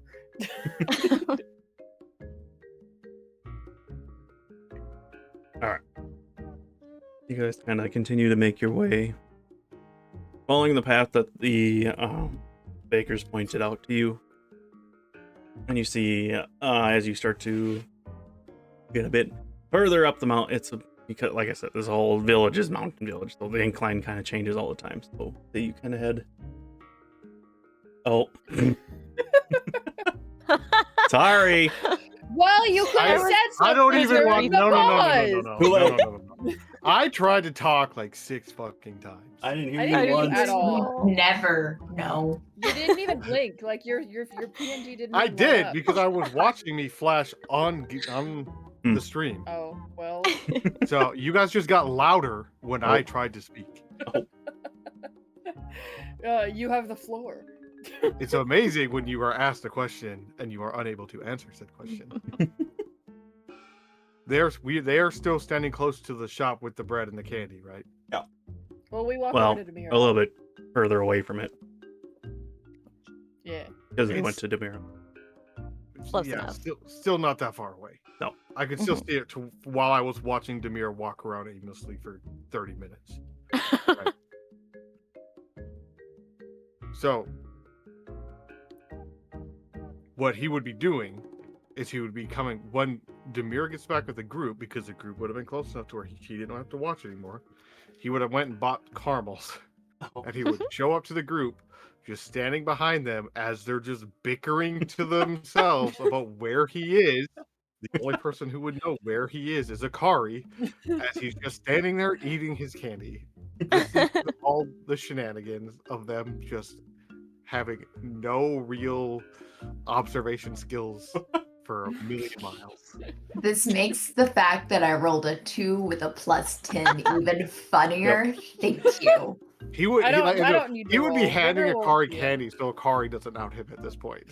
Wow. They're just standing next to each other. You quite He's literally, just standing there, and Demira's like, "Is he avoiding me?" you guys literally had the Office meme where the guy turns around and goes, "Ah, what the fuck." You got Velkorin just withered you guys because Wither was good at doing that. Well, Vivra doesn't see him, so off we go. At the second that Lumi turns around and he's just right there, she straight up actually jumps. But Shakes her head and then very calmly says, We're going to speak with a weaponsmith for a moment. and then she's walking. Velkorin's never getting any of my spicy cinnamon candy at this point. Demira is kind of staring into his eyes the whole time they're walking. How are you walking forward if you're staring? Right I into can a wall. float. Oh, right. All right, as you guys make your way up the path a bit further, you see this one is much more of a definitely like pop-up tent. Like it's a tent and then there's a couple different tables and that's kind of it.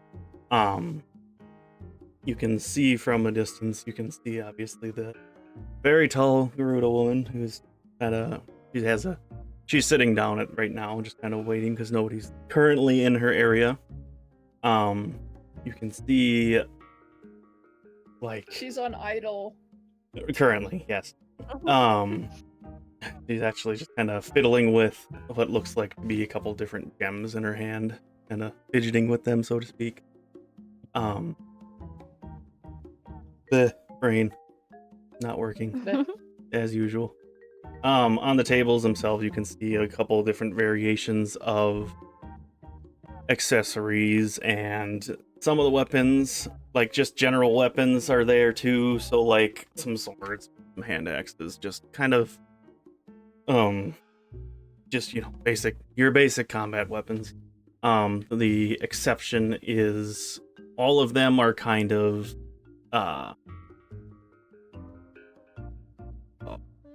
have like a aesthetic flair, so to speak, to them. A almost ceremonial-esque flair to them, you know. They're embellished a little bit, but not in a way that disrupts the function. But they're just very, very, very well-crafted weapons, so to speak. There's also like necklaces and circlets, all different types of jewelry. You can see behind her is a Hylian man who is currently has a like goldsmith's apron on and has the weird glasses that have a magnet, like a magnifying glass essentially on the lens itself, so he can see what he's doing, and he's just kind of working on what looks to be a ring right now behind her. But anyways, as you guys approach closer, she kind of looks up and sees that somebody is approaching. and immediately stands up, and she has a very confident demeanor, but also very friendly at the same time. But she just gives a smile and looks at all of you, and he's like, "Oh, we have a couple, or use my lack of a better term, outsiders that are here. Is there anything I can help you all with?" As she shows, I can show you her picture. That would help. Where are you? Yeah, there you go. So yeah, she is a very tall Gerudo woman.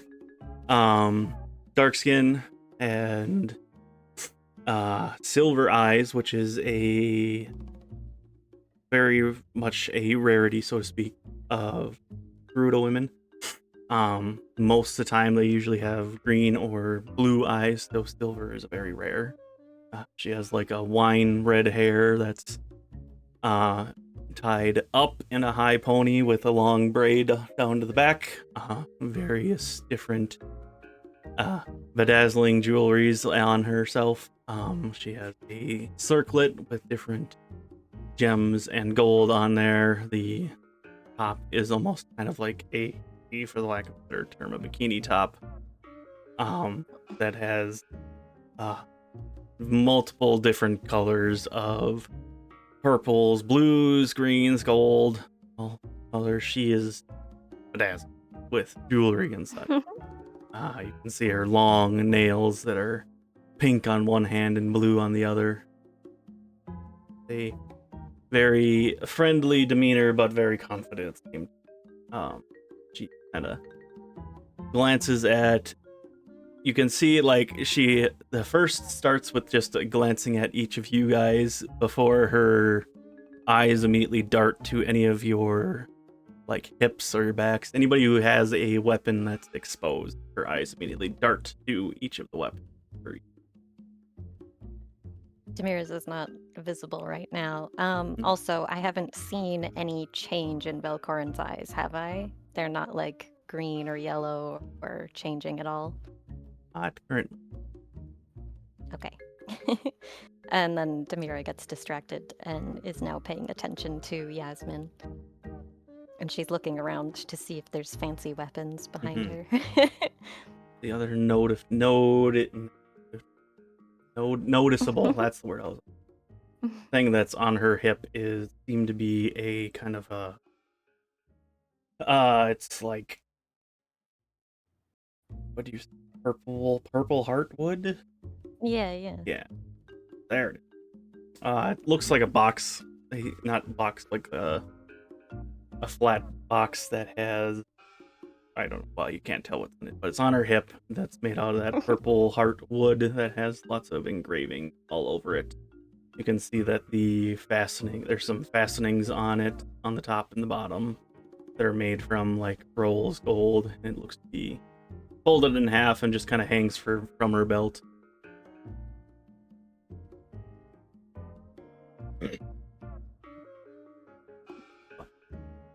Did the group tell me who this person is before we headed over? The weaponsmith, yes. Okay, so Demira knows why we're here. Mm-hmm. Oh yeah, we did. Okay. Yep.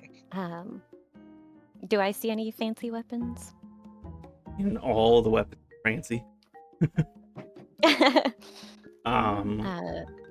Akari is now distracted looking at all the weapons.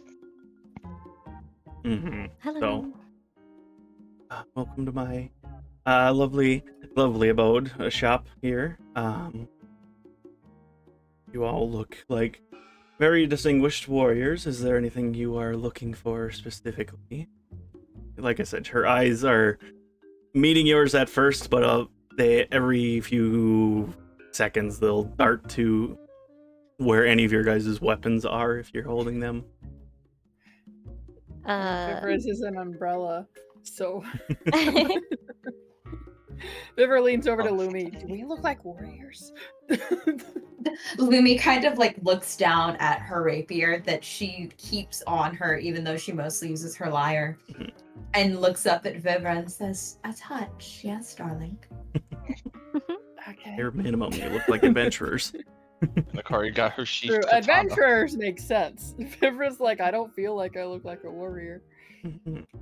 She does have was the Georg's lance attached to her umbrella, or is You that took like that a off. separate thing? I took it off. Okay, so I need to unclick that. Okay, cool. You took Vivra has been downgrading lately. You took it off forever ago when you changed your mind about lethal fighting, basically. Yeah. Forever ago. That was a long time. Just remember We you had. heard that you're a master weaponsmith. That's one way to refer to it, yes. That is my specialty, as well as just in general, wielding weapons is my forte as a background thing, but obviously my interest in weapons itself kind of turned into my profession to create them as well. Demira's eyes light up. I would be really very interested to see your work, if that's all right. Like she's most probably staring at you the most because obviously Because I'm weird. you're weird. No, you're different. Like, Man, look at this freak over here. Fucking weirdo. she's It's like true. she is Pretty a skinny for a Goron. yeah. Exactly. Her eyes are like darting up and down all over you. It's not weirdly before anybody Demira tries to gets go shy there. anyways. Like I apologize if this sounds weird, but I've never seen someone like you before, and you like. Whoa there. I get the same feeling when I see a gorgeous weapon, basically, when I look at you. Wow, she's a person? Lumi has to That's turn what her head and like laugh when she says that. A person what, Allie? She's a person now. We just went over this. Well, We just got her off that bullshit. Please don't put her back. but yes, and Thank you. And she pauses and looks back at the group, kind of unsure if she's supposed to pretend she's a human or not, like a person. Vivra, Be who you want. Lumi Be yourself. suddenly is very interested in the like accessories that are laid out on the table. Just like I'm not getting involved in this. Vivra kind of Lumi's- does this thing where like they sort of open their mouth like they're gonna say something, don't know what they say, so they just sort of shrug like I don't know. We don't know. She's probably a good person. Demira just kind of sweeps it all under the rug and just says, "I'm Demira." And she does her little polite curtsy. and nods with a smile and returns your curtsy with a slight bow. And she says, "My name is Yasmin. It is nice to meet you, Demira.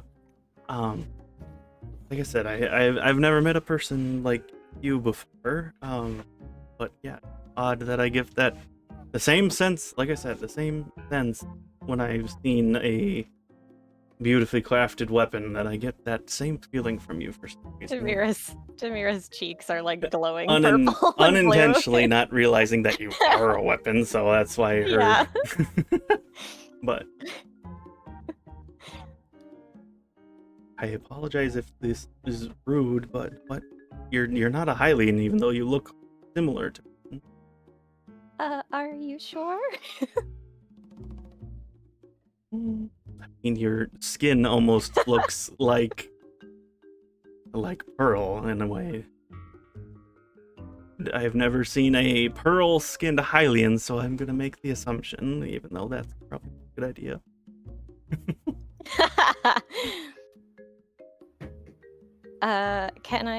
I want to do an insight check to see if Demira finds her trustworthy. Sure. Okay. I'll do this one. Wait, no, I'll do this one. 15. Not too bad. Hey, that's not bad. That's pretty good. she's For me, that's good. yeah. You can definitely excuse me, get the sense that she's just being genuine with you. She's curious about you, not trying to be insensitive, but it kind of is coming off that because, you can't just ask a person, what are you, by the way? But she's being genuine. Not anymore. Demira lowers her voice and sort of leans in and just says, well, have you heard of weapon spirits? And to see Lumi is her. going to cast Detect Thoughts on Yasmin when she hears Demira say that. Just to be safe. That's really good, actually. That's so smart. Right. And it's only if you try to go deeper when I have to make a roll, right? Yeah. Yeah, it just happens right now. Okay. Yeah. Give you her surface thoughts. Surface. Oh. Yeah. Yeah, Uh-huh. and stuff that's said to people automatically, will push their surface thoughts around. Yeah. So that's why that's very smart. Her initial thoughts are obviously you get curiosity, and then when she says, have you heard of weapon spirit? That is, you can immediately feel excitement and Intrigue. Intrigue. I will say Detect Thoughts has a verbal component, so Lumi would have had to audibly cast the spell. She can say it under her breath too. Yeah. Yeah. He's distracted. Fine. But yeah, it would be excitement, curiosity, intrigue, interest in general. There's no hidden agenda. There's no malice or anything. There's no malice. She's genuinely. She's not thinking about malice. There's no overly how could I say, overly interested. It's more of this is an exciting thing. Yes, he's excited. And okay. Yeah. There's nothing, as far as you can understand, there's nothing negative that you can garner from it or out of the ordinary. Awesome. I've heard their legend as well as heard of the Fairy of Valor who creates them, but I know that they were real. You're implying? We got a story for you. Yeah, several stories. Because she also sees that you're whispering, so she kind of also gets closer to you, also lowering her voice. And then before saying that, I am a weapon spirit. I can kind of see the glint in her eyes, so to speak. Bashfully, Demira's like, would you like to see? Because this is a weaponsmith, so... Yeah. Yes, I would love to see that. Amazing. Demira's never felt so nervous about this kind of thing, because it's in a different context now. Demira's immediately a celebrity right now for this woman. Yep. But she'll manifest the axe. This is me. So she's immediately she's very excited. So she is all up in that. She's looking at it real close, getting way, way closer to it, hands all over it, not taking it from you, obviously. Goodness gracious. But she is enamored with this weapon. I'm just oh my gosh, this thing is gorgeous. Look at the details. She's pointing out each of the details of the axe and the runes that are all designed onto it. Turn into your axe for a second so I can see it. Oh. Yeah, that's why you I were said saying that of her for a second. I was like, what? No. Yeah. That's why I whispered. I was like, you're Fugi. Mm-hmm. Yeah. So she's She's technically I know you're just not. showing Yeah. it. It's both at the same time. Yes. But yes, I can change it for visual. Yeah. So she's looking at the intricate details of the head, the blade itself. Obviously because you are hurt, she does see the couple cracks. Everyone's but you're a living weapon, so I don't have to you don't have to repair yourself. You would just kind of do it on your own. Well, that's interesting still. And like she's also talking to herself, but it is a little louder than you want than she probably should be, but she's excited. But looking over the details, and you can hear like she's just going crazy basically. And as she kind of is talking about the details of the blade itself, you see the Hylian man behind you look up and look at you. And I describe him too. I'm allowed to use the pic crew on the stream, right? Yeah, I think so. Okay. It's a very he's a taller Hylian man with long green hair that's tied back. Again, like I said, he's kind of got the like goldsmith glasses on right now. His eyes are gold. He's very, very thin and very like you would not expect a blacksmith slash goldsmith to look as thin. He doesn't give off the vibe of a smith because he's very thin, lanky, and tall. But as the description that Yasmin is giving off to him, more. Ooh, here. That kind of makes sense. He's very short. He's very short. He's very short. Not really. No, he's average Hylian. He perks up. Yeah, she's mention, just real tall. At the mention of the details of the blade and stuff, before he looks up and sees you guys as well as the weapon. He goes, what? How? He gets up immediately and walks up to you and he's like, that's the weapon I helped create. How do you have What? this? Lumi's head snaps up. What? Head snap. Hold on. She does not do that like nicely. She does not do that in a polite fashion. There is fury in her eyes when she hears that. And I see for Akari, that's one of those times that, you know, she seems like she's out of it, just that simple thing. But if you look at her eyes, she has a sharp gaze hearing that and listening intently now. Who ordered that weapon made? My red flag sensor was right. It was a commission that we've done a while ago, and it never made it to Who commissioned you? To be blunt, I don't know. Father, one who dealt with the commission itself. I just did the detail work. Can we talk to him? He's not here. He immediately sensed All of us just hey, talk to us. Like he immediately sensed the hostility that you guys are emanating now, and he's just like, hold on. Check as Demira. Natural 20 insight check as Demira. Can I also insight? Can I also? Is it good vibes or bad vibes from him, and like honesty or deception from him? He's being honest. As far as you can tell, he's like, what do you like? Why do you? He's very immediately taken back by the aggressiveness that he's getting. He's like,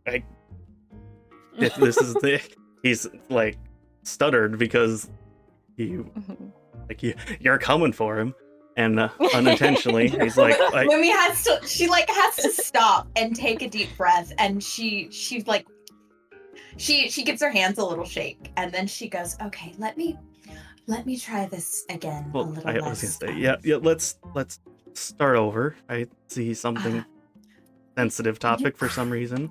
You created the weapon. I crafted a weapon, yes. Why would you use created as a term? Was it only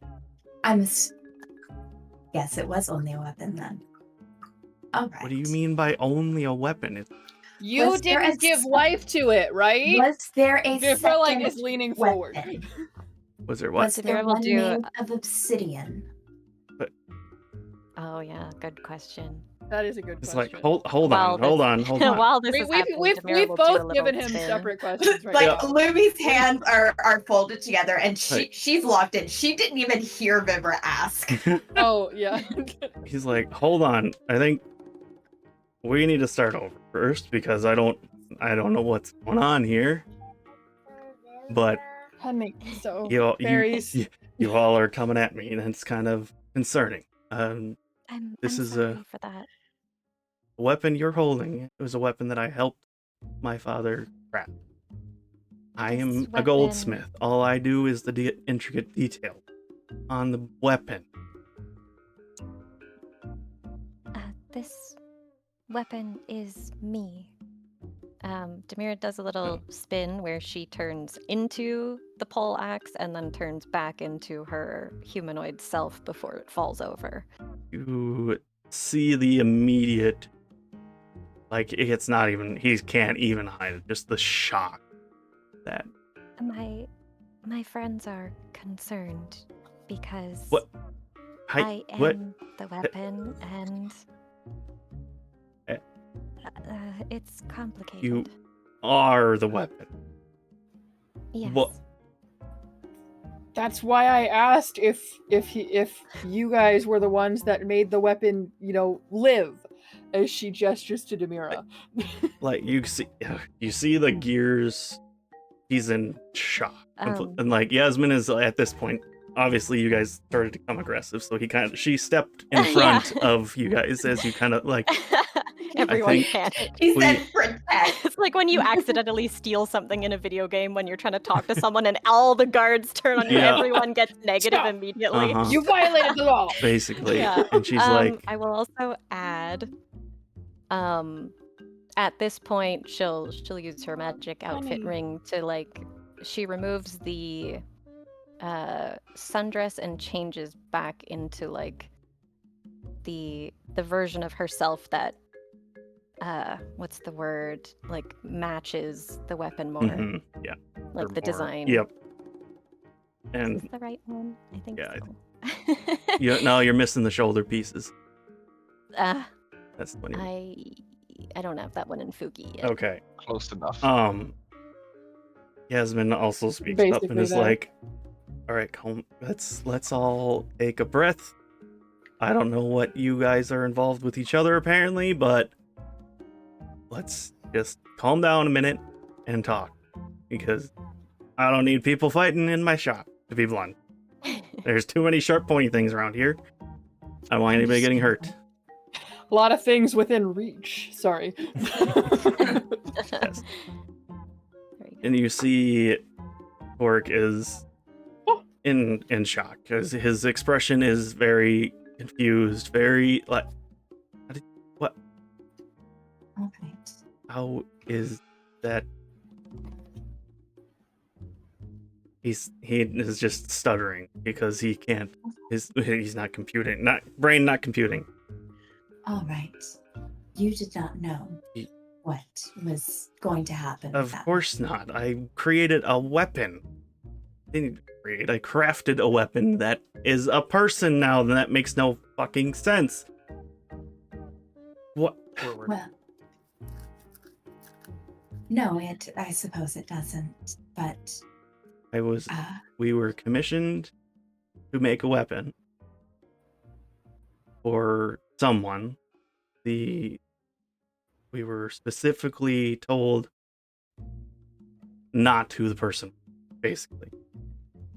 they wanted to keep their identity a secret. Yes, that was This is likely driven why. into my head that we cannot know. Like, I don't know what my dad was getting into, but either way, Into your head?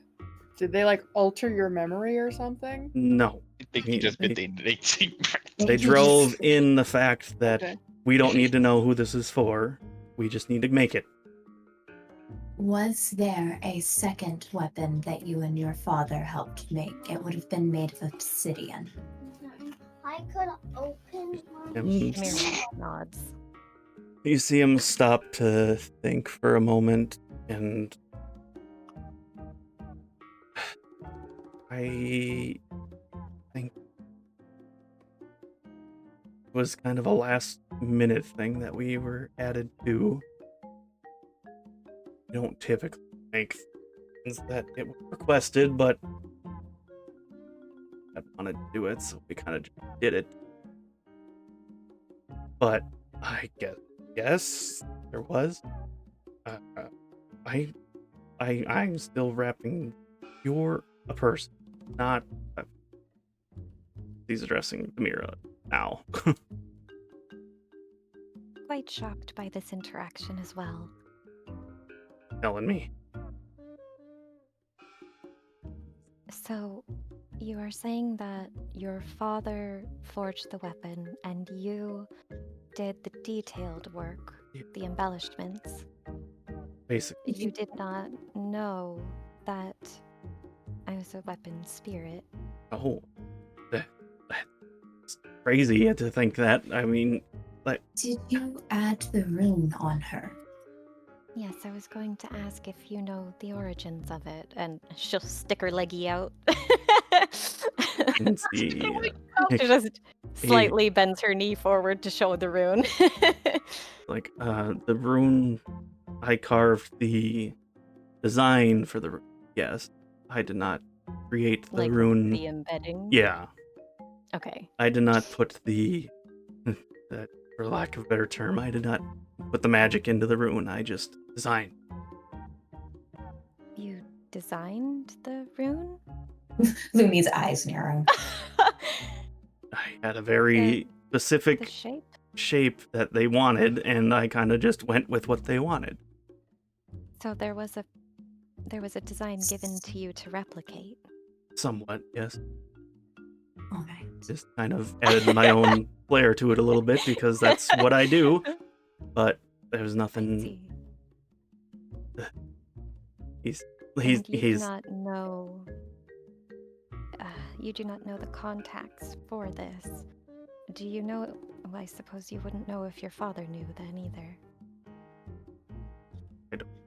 What my father knows at all.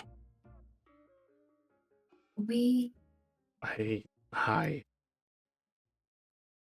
would like to speak with your father. Speak with him. She makes that like incredibly clear. In person. Well, I obviously the weapon itself was lost, so I've been looking for it while I've been traveling with Yasmin here. Has been my top priority, so he's obviously not with me. He's back in the north right now, but I figure this out. Who had the delivery note last? Velkorin should still have it. Velkorin, Vivra do you just was like, have show the them. delivery note? I'm gonna hand it over to Demira. Demira holds it up to Torik. Do you recognize this handwriting or these symbols? He looks closer at the note itself and nothing looks too familiar to me. But I see.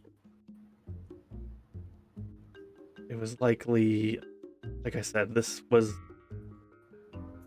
we were just the ones to make, well, I'll say I was just told that this is a commission that we needed to make. And that's as far as we were told. That's all we were told. I was told all we needed to know. I don't know if my father was told the same. Lying to me at this point. I don't know. This is shocking. What was your and that's a person father's that makes name? father? My father was Prestoff. He's Have I heard that name or did Wither hear that name? I can't remember. A year and a half ago. There was I think Uh, Toto heard that name, and then I think It's been a long was it the time. Forest Guardian who mentioned? Is it Well, a name that If Lumi would Toto heard recognize? it, then it would have definitely been with Wither. Yeah. But then afterwards, I feel like didn't the Forest Guardian tell us something about a smith who could? Someone else mentioned a blacksmith who had a specific name at some point. I think. As far as what Nibby said, Lumi, not Nibby. He's a well-known blacksmith, but he's a wandering blacksmith. Obviously not that to that extent. He's like he's just a very well-known blacksmith. He does do very good work whenever he's commissioned. He kind of is one of the, instead of him having a he does have his own shop, but he's more of a traveling blacksmith where somebody says, I need a commission, you come here, make it for me. And that's what he does. And then obviously Torek does that with him for the most part, but he's a goldsmith, so he's the one that does the accessories or does the intricate details of the weapons. He's specifically like Torek's most of the time with Kristoff, but has started to branch off as he got older. And obviously now that he's with a Gerudo lady, it makes sense that he's working with her or something right now. But Torek himself right now he's very confused. You can see that he's thinking. I guess since you have detect thoughts, you see that Yasmin has the very much concern, questioning whether or not you guys are a threat. It only lasts for a minute, so okay, that's already. so it's been gone by now. Okay. Yeah. But either way. It poofed. So, Torek is now.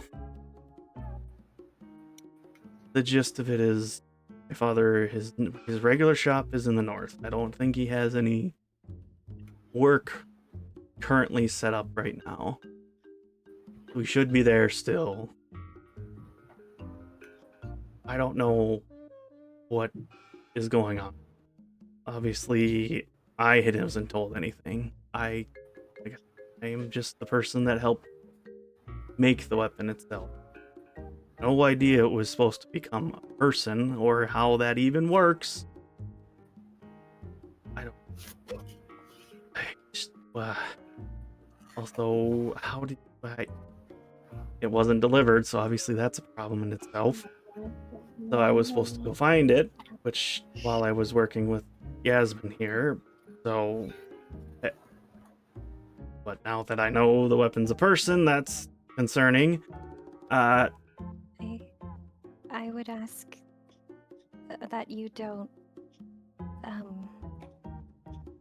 would ask that you don't pass on this information quite yet.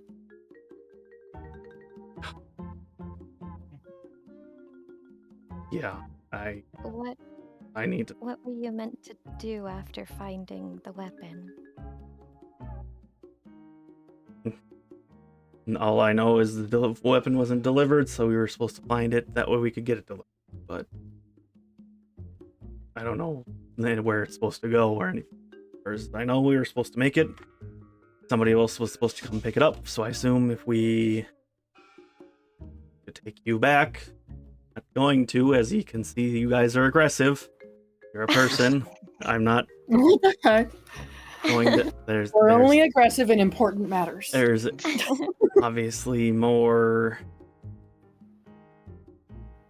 Things are way more involved now.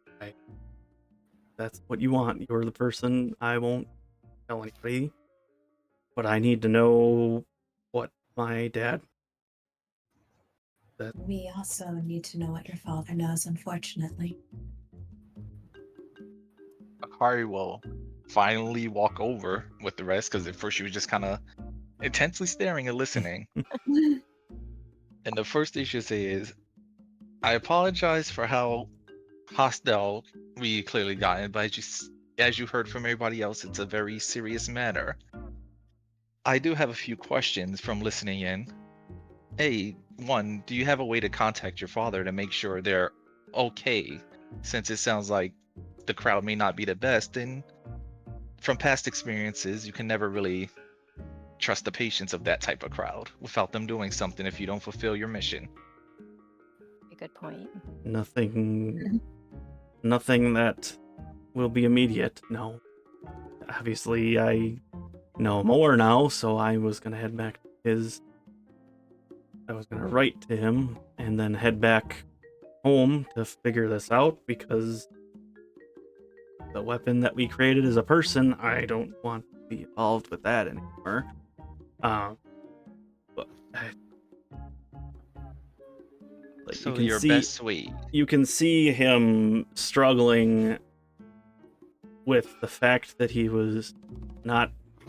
He didn't just make a weapon. He essentially helped create a person, and that person was meant for someone, and the implications of that.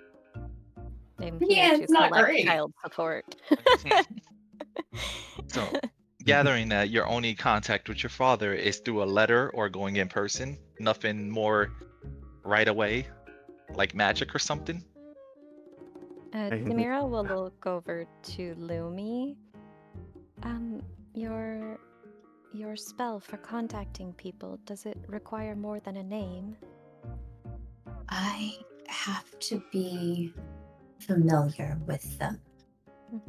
So I could speak to your mother. I could speak to Malice. I could speak to anyone in the party. Now I could speak to Thoric or Yasmin, but unfortunately, someone that I am not familiar with, I cannot. I see.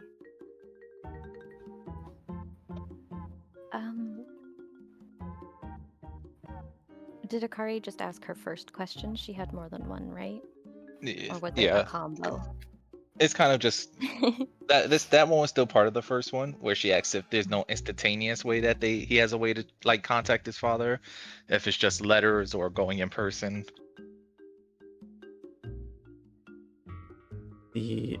I'm not a magically inclined person.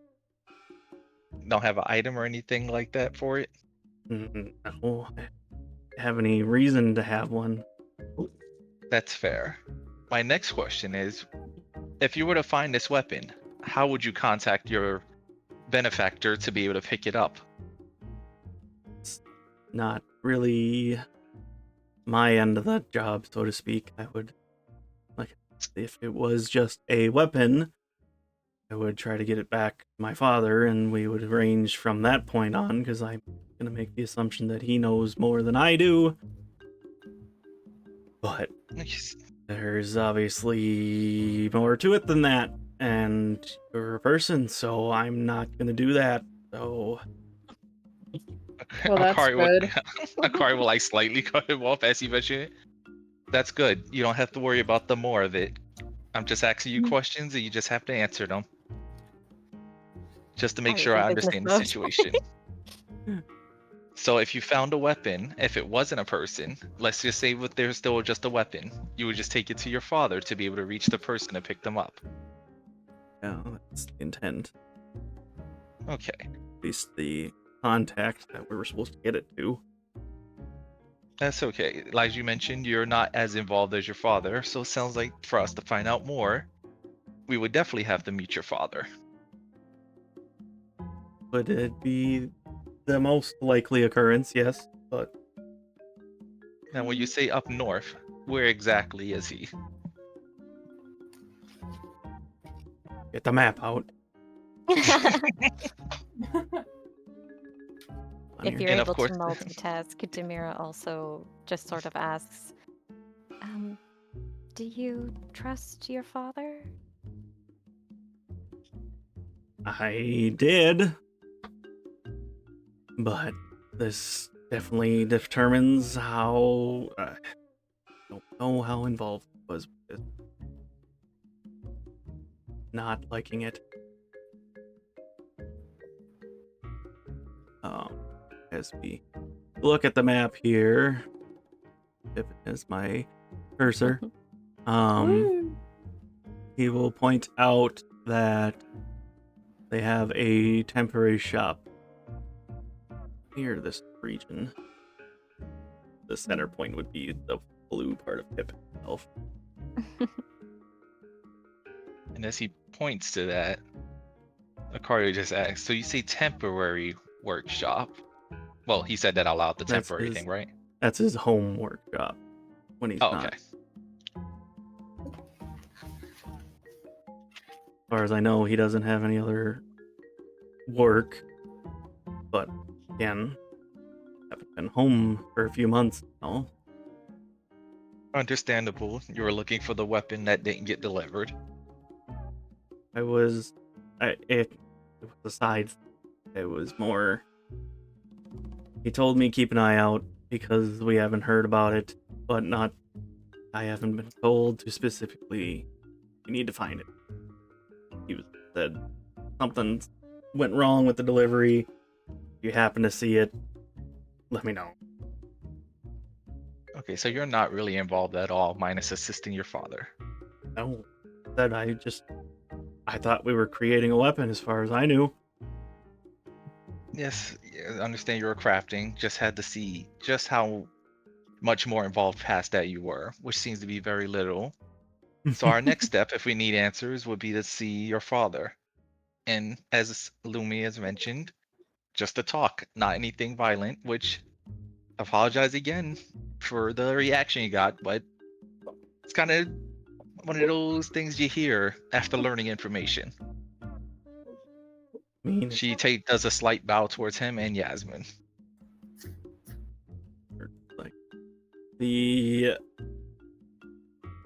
Yasmin's demeanor has calmed down a bit, seeing that you guys are concerned but not super aggressive anymore. So she's kind of backed off a bit to let you guys talk. Torque is still kind of beside himself right now because way more involved and he has tons of questions himself now. And just he's just kind of shocked in a moment. You can see he's thinking and trying to put everything together basically and can't really quite lock in anything. It's just like I need to know my father was involved. How do you even know how you turn a weapon into a person? That's not a thing that can happen. You have to be a god or something to do that, I thought. Akari tries to give, probably not going to work that well, but tries to give like a comforting smile, I say with finger quotations. It's kind of like, don't worry, when we find out answers, how about this? We'll let you know, and we'll let you know with whatever we find out to put your mind at ease. I will roll an insight because I'm going to be a smart. That's 7. Yeah, he doesn't think your smile's very. I apologize for how the conversation turned so quickly. Understandable. I don't. In fact, you haven't seen the weapon at all, is all. Will you and your dad be safe at this point, now that you know?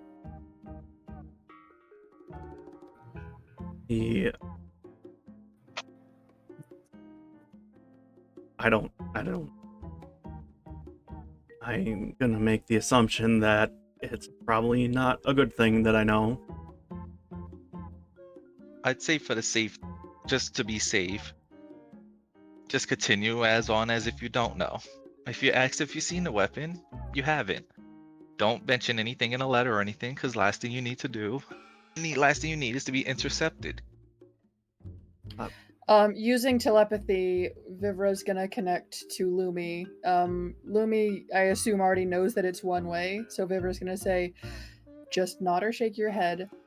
Would he be relatively safe in Junie's alternate plane inn if we needed to take him somewhere? The lavender witness protection. Lumi glances over at Vivra and she nods. Okay. Maybe gives kind of a half nod and just telepathies last resort to Lumi. Another nod. I will say Okay. at least when they keep mentioning when like the out loud parts are mentioned about like keeping someone safe. Mhm. Akari's not thinking too much on that because unless he personally goes out and says out loud all this stuff and get it revealed, as far as she knows, the other people won't know. However, Vivra and if Lumi they with are- our detect thoughts. however, if there are spies or something that could gather that information more easily, something say like somebody who sneakily constantly whispered into Velkorin's ears and seemed like they're watching all the time, but that knowledge is unknown to Oh. Akari. So as far as she knows, there's yeah. no way they can magically know this person knows about I- this right now. I'm also We gonna make the assumption that Velkorin, I'm gonna assume you have activated your ring at this point. Yeah, since I this was about conversation to- started, Mhm. the moment was this about to- conversation started, it's Yeah. not activated. I just made the assumption you probably would have. I was about to ask if we had sort of caused a scene or anything, like if people were Right? looking over at us or Yeah, not. I mean, you're technically, yes, you caused a scene, but it's a very confusing scene because you It guys are was like, about how Hey, aren't we inside crazy a the covered candies place? are here. you How guys are, crazy the what's what here?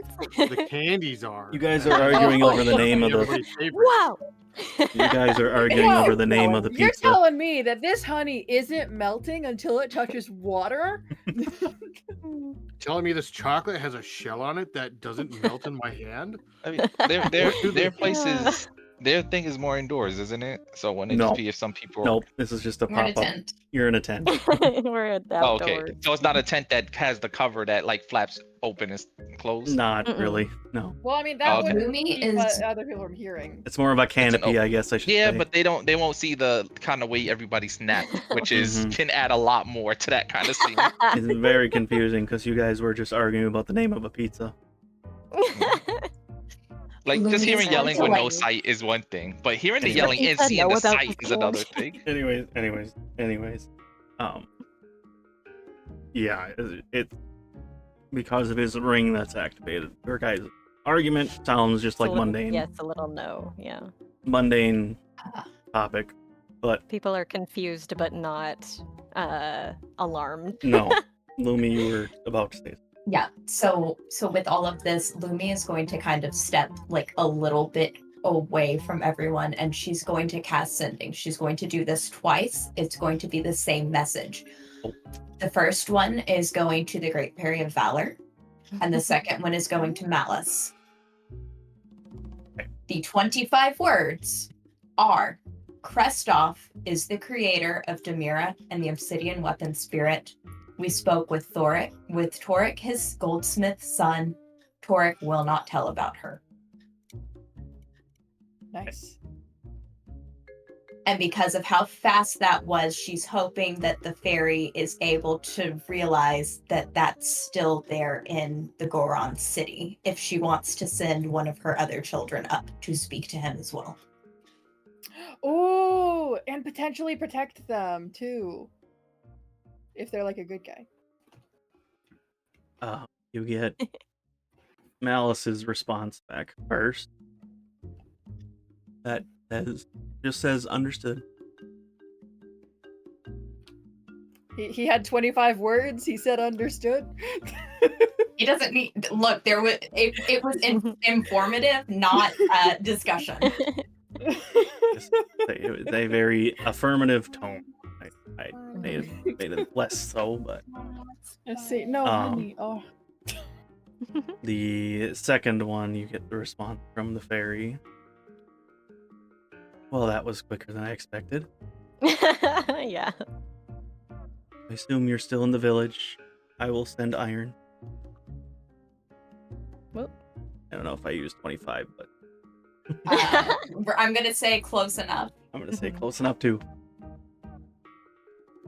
So Lumi will look over at Demira and say, "Iron will join us." What? Just completely like Just out of nowhere. nothing. Just Demira's Iron still- will join us. Demira's still kind of catching up on things because this is very shocking for her I will- also. When you said that, Lumi, were you staying quiet, or you just kind of announced that in front of Fork too? She said it quietly. Okay. She's not gonna scare this poor kid more than she already has. Yeah. I mean, I feel like when Iron shows up, it'll be shocking enough. She has already given this child a horror show. But she will look at Yasmin and This she young will say, man, he's not a child. yeah. Okay. He's Lumi flashing an is entire like body right now. 75 years old. He's a Hylian. This is a Yeah. child. I guess. I guess. He's like late 20s. Yeah. So she will look at Yasmin though and say, You are going to meet another very interesting friend. It can be an experience. Well, I guess we can't have much more excitement today. Oh, you'd be surprised. Fair. I suppose fair. Work is still... I need an answer. I can't. No. This is... How... know if I want to know. Dude. I feel that the less you know, the safer you are. I People who agree. would want something like Demira are likely not doing it for good reasons.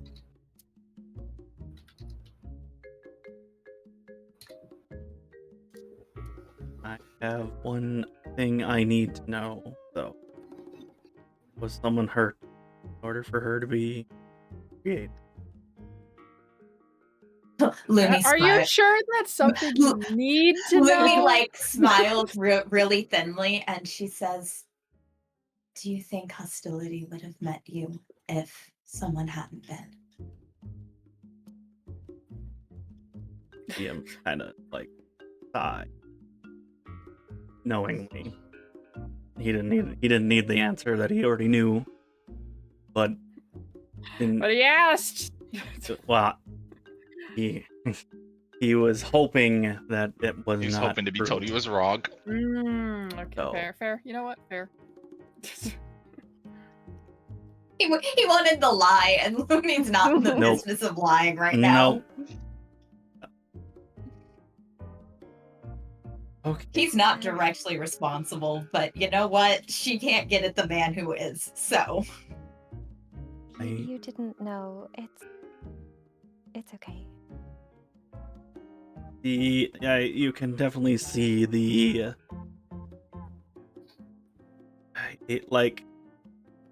obviously the confusion across his face, the realization of obviously you have to something isn't right, especially the fact that this was kept secret so ingrained that it needed to be kept secret. Her response of making it pretty obvious that somebody had to die in order to create her. He's going through it. He indirectly caused someone to get hurt because of him. Even if it's not his fault, he's still playing short. You can see that kind of coming across his face as he's realizing what's happening. You couldn't have known. Whoever speaks up. Kind of see the just kind of like that laughing to the chuckle to yep, it's crazy, and the knowing, just that knowing kind of laugh chuckle to say that, I mean, obviously, but still that it still happened, and regardless, I need answers from others. I won't say anything. I won't even say that I found you. But I need to talk. I need to know he wasn't involved in this too. The like, it's very obvious the like hurt and in his voice when he's speaking, because if his father was involved in this, that's something I don't think he's ready to accept. You need to stay safe first. Because if it does come to the worst and your father is knowingly involved and you confront him, who's to say what'll happen at that point? At that point, yes. Up saying that I'll be with him. No. The irony of her saying, I might not look like it, but I know how to handle a weapon or two. Vifra glances around the weapon, shot from The irony of Like, this we know. muscle-bound lady who says, I know I might not look like it, but I might not look Look like at those. as she's those flexing, I might not. nails. Yeah. Oh No, no, she look at flexes. her She's like, I nails. might not look like it. Yeah. The nails, you're so right. The claws. but obviously, I understand I'm in danger. I likely was already in danger because the weapon didn't get delivered. And I'm assuming my father knew about that much. So that kind of explains why he may have been a little panicked in his last correspondence. So he did communicate with you. He told me to try to find the weapon, to hear anything, to let him know. But you said So he sounded knew panicked. the weapon was Last missing. time he saw him, I think. Yeah. Okay. Oh, so months ago. Not so recent, okay, yeah. so Not anything could have. The weapon has been missing for a long time. Yes. Yeah.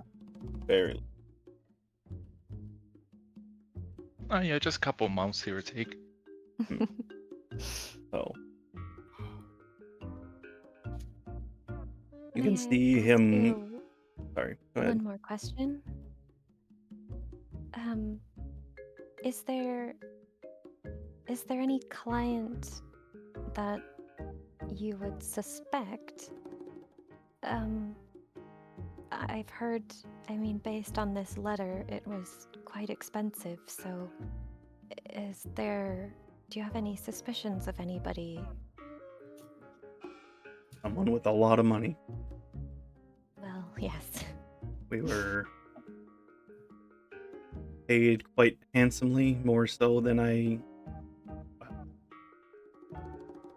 gonna make the assumption that was another thing that I probably wasn't told about, because I knew the job paid pretty well, but wasn't that much more than usual. Like you can see, he's going through his own memories of what happened, the series of events leading up to that moment, whether or not things are starting to click into place for him. Just that he's got the face of work completely. I would like to offer you a hug, but I don't want to burn you. So she just smiles at him. I trust you, and I think you're very sweet. You can see he gives you a soft smile, but you can definitely see the pain behind that smile. That he definitely feels responsible, even if he wasn't. Because, like I said, still, even though he wasn't the one that caused it, he was still indirectly linked. So he feels that sense of responsibility.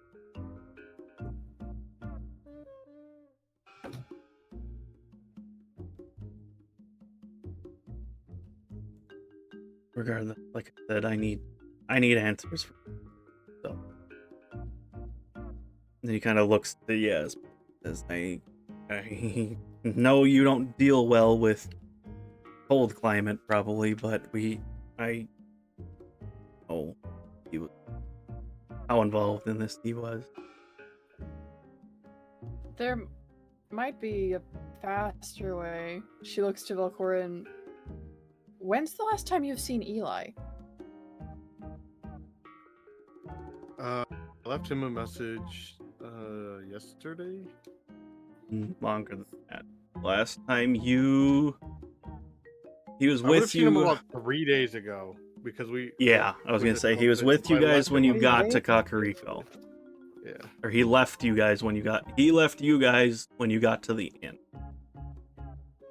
Yeah. So I 3 was days, walking out of the about 3 days ago was the Yeah, last time 3 you've days. seen him, which is still odd for you because you usually see him every day It's like or once every a other day, day. right? Every day or every other Yeah. day. I left all my messages with somebody else. Right. Yeah. I think you left a message with Power. Yeah. And Or Renji. Renji. And Renji too. Yeah, but Eli is the guy that delivers the letters. Yes. Yeah. Well, I'm sure he will appear. I can't clap. He just looks You around. can't. You can't. I think I heard something. Just You have to say something as you clap so that your mic still picks it up. One-handed clap. He No, needs like, because he he's has only a- got one like, arm. Oh, right. You don't have an Velkorin, arm. got it. Yep, right. oh The my shadow gosh. hand just Oh, goes- you're being Right. extra sassy on top of it. He Great, goes to okay. clap and goes, oh, Oh. right. I'm sure he will appear probably within the next day or two. hmm Doesn't he usually show up more often? I mean, not that I'm Usually when complaining, we're but- not in the middle of a war, yes. That's fair. Okay. Can you let him know to help this guy send a letter or something so that it won't take a month to get back to him? Renji mentioned that Eli was acting a bit strange last time he saw him. Yeah, but Vivra doesn't know that. Yeah, I'm saying that above table in case Ali forgot. Yeah, so I mean, I guess I it's all based on when we actually see him, right? Because even if I get something to him, I can't guarantee he'll get here right away. Okay, but we can But always try, no matter right? what, we're gonna beat a month. So yeah, yes, we can beat a Yeah. month. But Yeah. there's no way we're going. I don't know when exactly he can get here. It's okay. This isn't. I understand that it's important, but it is not necessarily. We're not under a time pressure right now for this. Well, seeing how he likes to show up when you are in need, and he's gonna look around again. What, when you are in need? What? Wait, are you talking about Demira? Yeah, Demira. I'm sure we will see him shortly. Look around again. Look around again? Demira looks What? confused and points at herself. Vivra's also confused. Perhaps I should write letters more often then. Or I don't think you need to let. You're fine. You know, it's been a little bit since I've written a letter. Vivra kind of looks down. Work I will have several things to send. Work will speak up again and basically obviously I shouldn't be involved, but I am now, so you guys seem to know more than I do. Don't need to know more. I probably shouldn't know more. But I need to know things from my father. Once I know things from him, I can try to get a hold of you. That would be Lumi wonderful. taps on her cheek, and I then I won't tell him that I know you guys exist. Yes. Something I don't want to trust my father, but I don't know if I can anymore. So If someone comes asking for questions, think about anything else with your surface thoughts.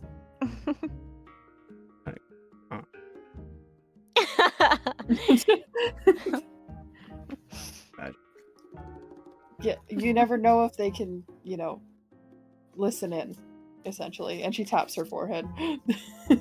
Demira's going to change back to a somewhat human disguise at this point with the little sundress and sun hat. Travel a lot, right, Yasmin? Of course. I gotta sell my wares somehow. Would you be interested in meeting an innkeeper who happens to be very good at ferrying others to new places? Like, How fast could you pack up and meet us down at the village below? How fast can you get out? Where's your go bag? yeah, We do have other places to be, but my friend, I have a way to access her in, and you likely have very good stories to exchange with her. Hmm. And it could get you to your next location much faster. Way faster. I won't say no to a quicker means of travel. I guess being very the word is facetious the right word this time. No. Vague. Vague. No, facetious is like lying. Vague, not lying. Yeah, Yeah. vague is a very good word for what Vague we're is a doing good word. You're right not now. giving me the details, but I guess I wouldn't say no to a faster means of travel. Wishy-washy. You would have to see it to believe it, unfortunately. All right, load up the cannon. Oh my gosh. I We are on suppose a we all mountain. have places to be. We could certainly escort you part of the way to meet with Juniper and see her at the Lavender Inn. It could be beneficial to you, and it's a safe location to retire to if needed, Torek. I was going to say, certainly safer travels. Like I said, faster means of travel. I'll take your word for it. It won't take me too long to get packed up. She looks over at Torek. Hour. Like, yeah, we gotta go. Definitely. Alright. Well, then once Iron joins us and has spoken with you, then we can go. She kind of like looks at the group like, yes, yes, Yes. plan. Vivra nods.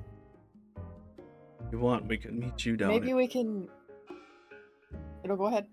at, if you want, we could meet you in Kakariko once we're back. No, this area isn't the most comfortable. She Maybe kind on of our way pauses. But that can would get- put us closer to where Iron would be coming up from, wouldn't it? I believe we left Eli's horses and carriage there as well. Lumi just really hates to leave them to get like jump scared by Iron. The walking suit might be a little much. Yeah. Yeah. I was meaning to ask that. You said Iron. Who is Iron? Demira's eldest brother. You see Yasmin kind That's of. putting it lightly. You see Yasmin kind of perk up and go, "Wait, you mean like actual brother, or what do you mean?" Honorary. Precisely what you would expect since you know the legends. See her kind of. She can't hold it back, even though this is kind of a dramatic moment. The flash of excitement in her Her eyes are eyes. sparkling. Yep. She had the anime eye sparkle thing that happened for a second. I Aaron would know if it would be safe to tell her about the Great Fairy of Valor. So, you know. Maybe. All right. Oh, it's 8. Lumi has to dip. Yep. Say, Bye. that Lumi seems runs Bye. away. Have one round. like a good Bye. spot to get wrapped up in this final moment stuff somebody wants to do. Before we head out, we should get some of that topped bread before we leave. Get it to go. Get it to go. Correct. Topped flap. Yeah. Okay. Topped bread sounded faster than bread with toppings Bread on it. with top. Oh, right. Demira just sits down on a rock a little bit of a ways away, and Okay. she's thinking about things. Yeah, That's all. we'll say that's Too much to probably think about. a good spot to pause with basically the plan is to have them pack up quick and meet Iron, and I'm making the assumption you're gonna try to get a hold of Lumi. Not Lumi, Junie. I did it again. I was gonna say, Fucking yeah, second we're gonna, time. yeah, we're gonna try. Second to talk time to her. again, I did it. Whatever. But yeah, with that, I leave off for the day. For lots of drama to be had for the next session. So yeah, we'll be back next time in 2 weeks again, as usual. Thank you all so much for watching. See you next time. Bye-bye. Bye. Bye. Oh. Ooh.